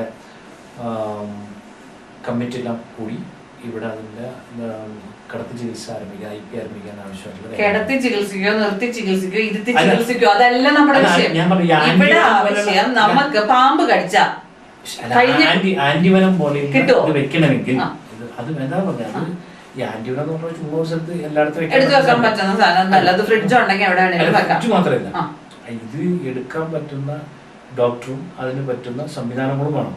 അപ്പം ആന്റിവനം എടുത്തു കഴിഞ്ഞാൽ ആന്റിവനം എന്ന് പറയുന്ന സാധനം എല്ലാ ആശുപത്രിയിലും എടുക്കില്ല. അത് ഞാൻ പറയാം, നമ്മുടെ ഇവിടെ ഏറ്റവും കൂടുതൽ ആളുകൾക്ക് ആവശ്യമുള്ള സാധനമാണത്, അതുകൊണ്ട് പറഞ്ഞതാ. അതെ, അതുകൊണ്ട് അതടക്കമുള്ള, അത് മാത്രമല്ല ഏറ്റവും പ്രധാനപ്പെട്ട ഒരു കാര്യം എന്ന് പറഞ്ഞാൽ ഗൈനക്കോളജി എന്ന് പറഞ്ഞ പോലെ ഇവിടെ ഏറ്റവും പ്രധാനപ്പെട്ട ഒരു ആവശ്യമാണ്. അതും ഇവിടെ IP തുടങ്ങുന്നതിന് ആവശ്യമായിട്ടുള്ള കാര്യം ചെയ്യും. അതിന് വേണ്ടിയിട്ട് ഇവിടെ മീറ്റിംഗ് കൂടി ബ്ലോക്ക് പഞ്ചായത്തിൻ്റെ നേതൃത്വത്തിലാണ്. അപ്പോൾ ഇതിന് നമ്മുടെ സ്റ്റാഫ് പാറ്റേണിന് വേണ്ടി ഒരു പ്രത്യേക പ്രപ്പോസൽ കൂടി ഉണ്ടെന്ന് പറയാം. കോവിൽക്കടവിൽ ഇപ്പോൾ നമ്മുടെ ഗവൺമെൻറ് ഒരു ആശുപത്രി ഉണ്ട്. ഈ ഗവൺമെൻറ് ആശുപത്രി എന്ന് പറഞ്ഞാൽ അത് ഈ മറ്റേ ആദിവാസികൾ വേണ്ടിയിട്ടുള്ള ആശുപത്രിയാണ്. ST ഡിപ്പാർട്ട്മെൻറ്റിൻ്റെ ഡോക്ടറിനെയും നേഴ്സിനെയും ഫാർമസിസ്റ്റിനെയും വെച്ചിട്ടുണ്ട്. അപ്പോൾ നമുക്ക് ഇപ്പം നിലവിൽ അടിയന്തരമായി ഇവിടെ ഇത് തുടങ്ങുന്നതിന് IP തുടങ്ങുന്നതിന് പ്രധാനപ്പെട്ട തടസ്സം എന്ന് പറയുന്നത് നമ്മുടെ സ്റ്റാഫ് പാറ്റേണാണ്. അപ്പോൾ ഈ അവിടെയുള്ള സ്റ്റാഫിനെയും ഇതിലേക്ക് പ്ലഡ് ചെയ്ത് NRHM കൂടുതൽ 2 ഡോക്ടേഴ്സിനെയും കൂടി അഡീഷണൽ വെച്ചിട്ട് ഇവിടെ നമുക്ക് അതിൻ്റെ IP ആരംഭിക്കാൻ ആവശ്യമായിട്ടുള്ള കാര്യം ചെയ്യണമെന്ന് പ്ലാനൊക്കെ നല്ലതാ. അപ്പൊ ഒന്നാമത്തത് ഗ്രൗണ്ട്, രണ്ടാമത്തത് ഇവിടുത്തെ ഹോസ്പിറ്റല് നവീകരണം. അത് 2 കാര്യങ്ങൾ കേട്ടോ. ഏറ്റവും പ്രധാനപ്പെട്ട ക്രിട്ടിക്കൽ മെഡിസിൻസും പിന്നെ IP യുടെ സ്ട്രെങ്ത് കൂട്ടി ഒപ്പം തന്നെ ഇവിടെ ഗൈനക്കോളജിസ്റ്റ്. ഞാൻ മറന്നാലും ഇനി ജനങ്ങൾ ആരും മറക്കരുത്. LDF കയറി വരുവാണെങ്കിൽ ഇവരോട് ചോദിച്ചു മേടിക്കേണ്ട സംഭവങ്ങളാണ് ഈ പറയുന്നത്. ഓക്കെ, മാറ്റം വേണമല്ലോ, ഉറപ്പായിട്ടും മാറ്റം വേണം. അത് വേണമല്ലോ, അത് ചെയ്യും. അതിപ്പോ കോൺഗ്രസ്സുകാർക്ക് ചെയ്യാൻ പറ്റാത്ത കാര്യങ്ങളൊന്നും അല്ല ഇപ്പൊ പറഞ്ഞത്. നിങ്ങൾ വന്നാൽ ചെയ്യുമെന്ന് ജനങ്ങളെ നമ്മളിപ്പോ മോഹിപ്പിക്കുന്നു. കോൺഗ്രസിന് ചെയ്യാൻ പറ്റാത്ത കാര്യം ഞങ്ങൾ പറഞ്ഞില്ലല്ലോ, അത് ചെയ്യുന്നില്ല, അതല്ല പ്രശ്നം. ഓക്കെ, പിന്നെ മൂന്നാമത്തെ ഇനി എന്തെങ്കിലും ഉണ്ടോ? ടൂറിസമായിട്ട് ബന്ധപ്പെട്ട പ്രോജക്റ്റ്, അതായത് ഏറ്റവും കൂടുതൽ തൊഴിൽ വരുമാനം, അതായത് കൃഷിയിൽ നിന്ന് വരുമാനം വർദ്ധിപ്പിക്കണമെങ്കിൽ വാല്യൂ ആഡഡ് പ്രോഡക്റ്റ് വരുന്ന ഇതിലെ വരുന്ന 3000 വണ്ടി ഒരു ദിവസം പോകുന്നുണ്ട്. 5 പേര് വെച്ച് കൂട്ടിട്ടുണ്ടെങ്കിൽ എത്ര ആളായി? 15,000 ആളായി. ഈ 15,000 ടൂറിസ്റ്റുകൾ ഈ നാട്ടിൽ കൂടി പോകുമ്പോൾ നമ്മുടെ നാട്ടിലെ പ്രത്യേകതയുള്ള വാല്യൂ ആഡഡ് പ്രോഡക്റ്റ് ഉണ്ടെങ്കിൽ അവർ വാങ്ങും. അപ്പോൾ നമ്മുടെ കാർഷിക മേഖലയുടെ ഏറ്റവും പ്രധാനപ്പെട്ട പ്രശ്നം എന്ന് പറയുന്നത് നമ്മൾ ഉൽപ്പാദിപ്പിക്കുന്ന ഉൽപ്പന്നങ്ങൾക്ക് വിലയില്ലെന്നാണ്. ഇപ്പം ഇവിടെ ഇപ്പം ശർക്കര കൃഷിക്കാരൻ്റെ ഏറ്റവും പ്രധാനപ്പെട്ട ആവശ്യം ഒരു 80 രൂപയെങ്കിലും കൃഷിക്കാരന്, ഒരു 60 രൂപ 70 രൂപയെങ്കിലും കൃഷിക്കാരന് കിട്ടിയാലാണ് ഇത് മുതലാവുള്ളൂ. പക്ഷെ ഇപ്പോൾ മറവിൽ 140 രൂപയ്ക്ക് 120 രൂപയ്ക്ക് ശർക്കര വിട്ടുകൊണ്ടിരിക്കുകയാണ്. അപ്പോൾ ശർക്കര ആ വിലയ്ക്കും വിൽക്കാൻ പറ്റും എന്ന് വെച്ചാൽ ആ വിലയ്ക്കും വിൽക്കാൻ കഴിയുന്ന സാഹചര്യം ഉണ്ട്. അതുകൊണ്ടാണ് ഗസ്റ്റുകൾ ഈ വഴിക്ക് വരുന്നുണ്ട്. പല ആലപ്പുഴയിലും ഉണ്ടാക്കുന്ന ശർക്കര ഇവിടെ തന്നെ വിറ്റുപോകണം. അത് ധാരാളം ടൂറിസ്റ്റുകൾ വരുന്നതുകൊണ്ടാണ്. അപ്പോൾ ഈ വരുന്ന ടൂറിസ്റ്റുകൾക്ക് വിൽക്കാൻ അവർക്ക് പർച്ചേസ് ചെയ്യാൻ പറ്റുന്ന പോലെയുള്ള ഉൽപ്പന്നങ്ങളുടെ വാല്യൂ ആഡഡ് ഉൽപ്പന്നങ്ങൾ വർദ്ധിപ്പിക്കാൻ ആവശ്യമായി. അതിലും വിട്ട് എന്തെങ്കിലും ചെയ്യോ? ഈ ശർക്കരേനെ ബ്രൗൺ ഷുഗർ പോലുള്ള എന്തെങ്കിലും സാധനങ്ങളാക്കി മാറ്റോ? ബ്രൗൺ ഷുഗർ ആക്കാൻ പറ്റും. ബ്രൗൺ ഷുഗർ എന്ന് പറയുമ്പോൾ നിങ്ങൾ ഉദ്ദേശിക്കുന്ന ആ ഡ്രഗ് അല്ല ബ്രൗൺ ഷുഗർ എന്ന് പറയുന്നത്. ബ്രൗൺ ഷുഗർ എന്ന് പറയുന്നത് ഈ സാധനത്തിനെ പഞ്ചസാര പോലെ ക്രിസ്റ്റലൈസ് ചെയ്ത് നമ്മൾ ഡബ്ബയിലാക്കി നമ്മൾ സാധാരണ ചായക്ക് ഉപയോഗിക്കുന്ന പ്രോസസിംഗ് ആയിട്ടുള്ള ഗവൺമെന്റ് സർവീസ് ഏറ്റവും കൂടുതൽ അല്ല ഈ ബ്രൗൺ ഷുഗറിന്റെ കാര്യം. ഇത് ഏറ്റവും കൂടുതൽ ഇന്റർനാഷണൽ മാർക്കറ്റ് ഉള്ള ഒരു പ്രോഡക്റ്റ് ആണ് ഈ ബ്രൗൺ ഷുഗർ എന്ന് പറയുന്നത്. നമ്മൾ ഈ ശർക്കര കൈ ചൂട് പുള്ളി ഉരുട്ടി ഇത് ആക്കി പിന്നെ നമ്മൾ വീട്ടിൽ കൊണ്ടുപോയാലും ഇത് നമ്മൾക്ക് യൂസ് ചെയ്യാൻ കുറച്ച് ബുദ്ധിമുട്ടാണ്. യൂസർ ഫ്രണ്ട്ലി അല്ല. മറയൂർ ശർക്കര ടേസ്റ്റി ആണെങ്കിലും ഇത് യൂസർ ഫ്രണ്ട്ലി അല്ല. നമ്മളിപ്പോ പെട്ടെന്ന് ഒരു രസമോ സാമ്പാറോ എന്തെങ്കിലും ഉണ്ടാക്കുമ്പോൾ ഇതിനെ അടിച്ച് പൊട്ടിച്ച് ഇതിനെ കഷ്ണമാക്കണം. കഷ്ണമാക്കുമ്പോൾ കുറച്ച് അങ്ങോട്ട് തെറിക്കും, കുറച്ച് ഇങ്ങോട്ട് തെറിക്കും, പിന്നെ താഴെ പോയത് നമ്മൾ ഉപേക്ഷിക്കും. ഇങ്ങനെ കുറച്ച് പണി എടുക്കണം ഇതിനകത്ത്. അപ്പൊ നമ്മളെപ്പോഴും പ്രിഫർ ചെയ്യുന്ന ഇത് പൊടിയായിട്ട് കിട്ടുമോ അല്ലെങ്കിൽ ഇത് പൊട്ടിച്ച ചെറിയ ചെറിയ ക്യൂബ്സ് ആയിട്ട് കിട്ടുമോ എന്നുള്ളതൊക്കെയാണ്. പക്ഷെ ക്യൂബായിട്ട് കിട്ടുന്ന നമ്മൾക്ക് അവൈലബിൾ ആയിട്ടുള്ള മാർക്കറ്റ് പ്രോഡക്റ്റ് ആയിട്ടുള്ള ശർക്കരകള് നമുക്കത് അത്ര നല്ലതല്ല, ഹെൽത്തി ആയിട്ടുള്ളതുമല്ല. അതിനകത്ത് ഒരുപാട് കെമിക്കൽസും പ്രിസർവേറ്റീവ്സും ഉള്ളത് കൊണ്ടാണ് എപ്പോഴും മറയൂർ ശർക്കരയ്ക്ക് ഒരു ഡിമാൻഡ് വരുന്നത്. ഈ സാധനത്തിനെ യൂസർ ഫ്രണ്ട്ലി ആക്കാൻ എന്തെങ്കിലും പ്രോജക്റ്റുകളൊക്കെ ചെയ്യുമോ? യൂസർ ഫ്രണ്ട്ലി ആകാനുള്ള പ്രോജക്റ്റ് ഓൾറെഡി ഉണ്ട്. ഇപ്പോൾ ആ പ്രോജക്റ്റിന് വേണ്ടിയിട്ടുള്ള പൈസ സംസ്ഥാന ഗവൺമെന്റ് കൊടുത്തിട്ടുണ്ട്. ഇപ്പോൾ ഇവിടെ സൊസൈറ്റിക്ക് പൈസ കൊടുത്തിട്ടുണ്ട്. ഇപ്പോൾ മറയൂർ ശർക്കര ഉൽപ്പാദക സഹകരണ സംഘം അവർക്ക് ഇപ്പോൾ പുതിയ ഫണ്ട് അനുവദിച്ചിട്ടുണ്ട്. അതുപോലെ തന്നെ കൃഷിക്കാർക്ക് ട്രാക്ടർ അടക്കം എല്ലാ മറ്റേ കൃഷി ഉപകരണങ്ങളും വാടകയ്ക്ക് കൊടുക്കാൻ പറ്റുന്ന ഒരു ഫെസിലിറ്റി സെൻറ്റർ ആരംഭിച്ചിട്ടുണ്ട്. അങ്ങനെ കുറേയധികം കാര്യങ്ങൾ ചെയ്ത് അതിന് കൂടുതൽ ശക്തിയായി നടപ്പാക്കാൻ പറ്റും. ഭരണം അങ്ങ് കൊടുത്താൽ മതി. പ്രോജക്റ്റുകളുടെ ഒരു ഭണ്ഡാര കെട്ടുമായിട്ടാണ് ഇപ്പൊ ഇവിടെ CPM-ന്റെ ലോക്കൽ കമ്മിറ്റി സെക്രട്ടറി ഇരിക്കുന്നത്. ഇവിടുന്ന് കൊടുക്കുന്ന ക്ലാസ്സുകള് അവരുടെ മെമ്പർമാരെല്ലാവരും കൂടി പഞ്ചായത്തിൽ ഇംപ്ലിമെന്റ് ചെയ്യും. അപ്പോൾ എനിക്കൊന്നും പ്രത്യേകിച്ച് പറയാനൊന്നുമില്ല. നിങ്ങൾക്ക് വോട്ടർമാർക്ക് കൃത്യമായ ഒരു പ്ലാനിങ് ഉണ്ടായിരിക്കും. നിങ്ങൾക്കറിയാം ആരെ തെരഞ്ഞെടുക്കണം എന്നുള്ളത്. ഈ പറഞ്ഞു കേട്ട കാര്യങ്ങളിൽ ആരാണ് സത്യം പറയുന്നത്? കോൺഗ്രസ് ആണോ സത്യം പറയുന്നത്? LDF ആണോ സത്യം പറയുന്നത്? ഇത് വെറും പൊള്ളയായ വാഗ്ദാനങ്ങൾ മാത്രമാണോ? ഇതെല്ലാം വിലയിരുത്തി വോട്ടർമാര് ഇലക്ഷൻ ഡേയില് പോകുമ്പോൾ നിങ്ങൾക്ക് മനസ്സിൽ പിടിച്ച സ്ഥാനാർത്ഥിക്ക് വോട്ട് ചെയ്യുക, വിജയിപ്പിക്കുക. ഇത്രയും പറഞ്ഞുകൊണ്ട് നിർത്തുന്നു. ഇത്രയും നേരം നമ്മളോട് സംസാരിച്ച് ഒരുപാട് കാര്യങ്ങളെ കുറിച്ച് അതിവിശദമായി തന്നെ സംസാരിച്ച മറയൂർ ലോക്കൽ കമ്മിറ്റി സെക്രട്ടറി ആയിട്ടുള്ള സിജിമോൻ സഖാവിനോട് മറയൂർ ചാനലിന്റെ പേരിലും നിങ്ങൾ ഓരോരുത്തരുടെ പേരിലുള്ള നന്ദി രേഖപ്പെടുത്തുന്നു.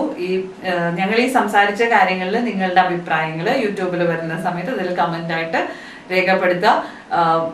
അപ്രീഷിയേറ്റ് ചെയ്യുന്നതിനായിട്ടുള്ള കാര്യമാണെങ്കിലും വിമർശിക്കുന്നതിനായിട്ടുള്ള കാര്യങ്ങളും എന്ത് കാര്യത്തിനും സ്വാഗതം ചെയ്യുന്നു. Thank you so much.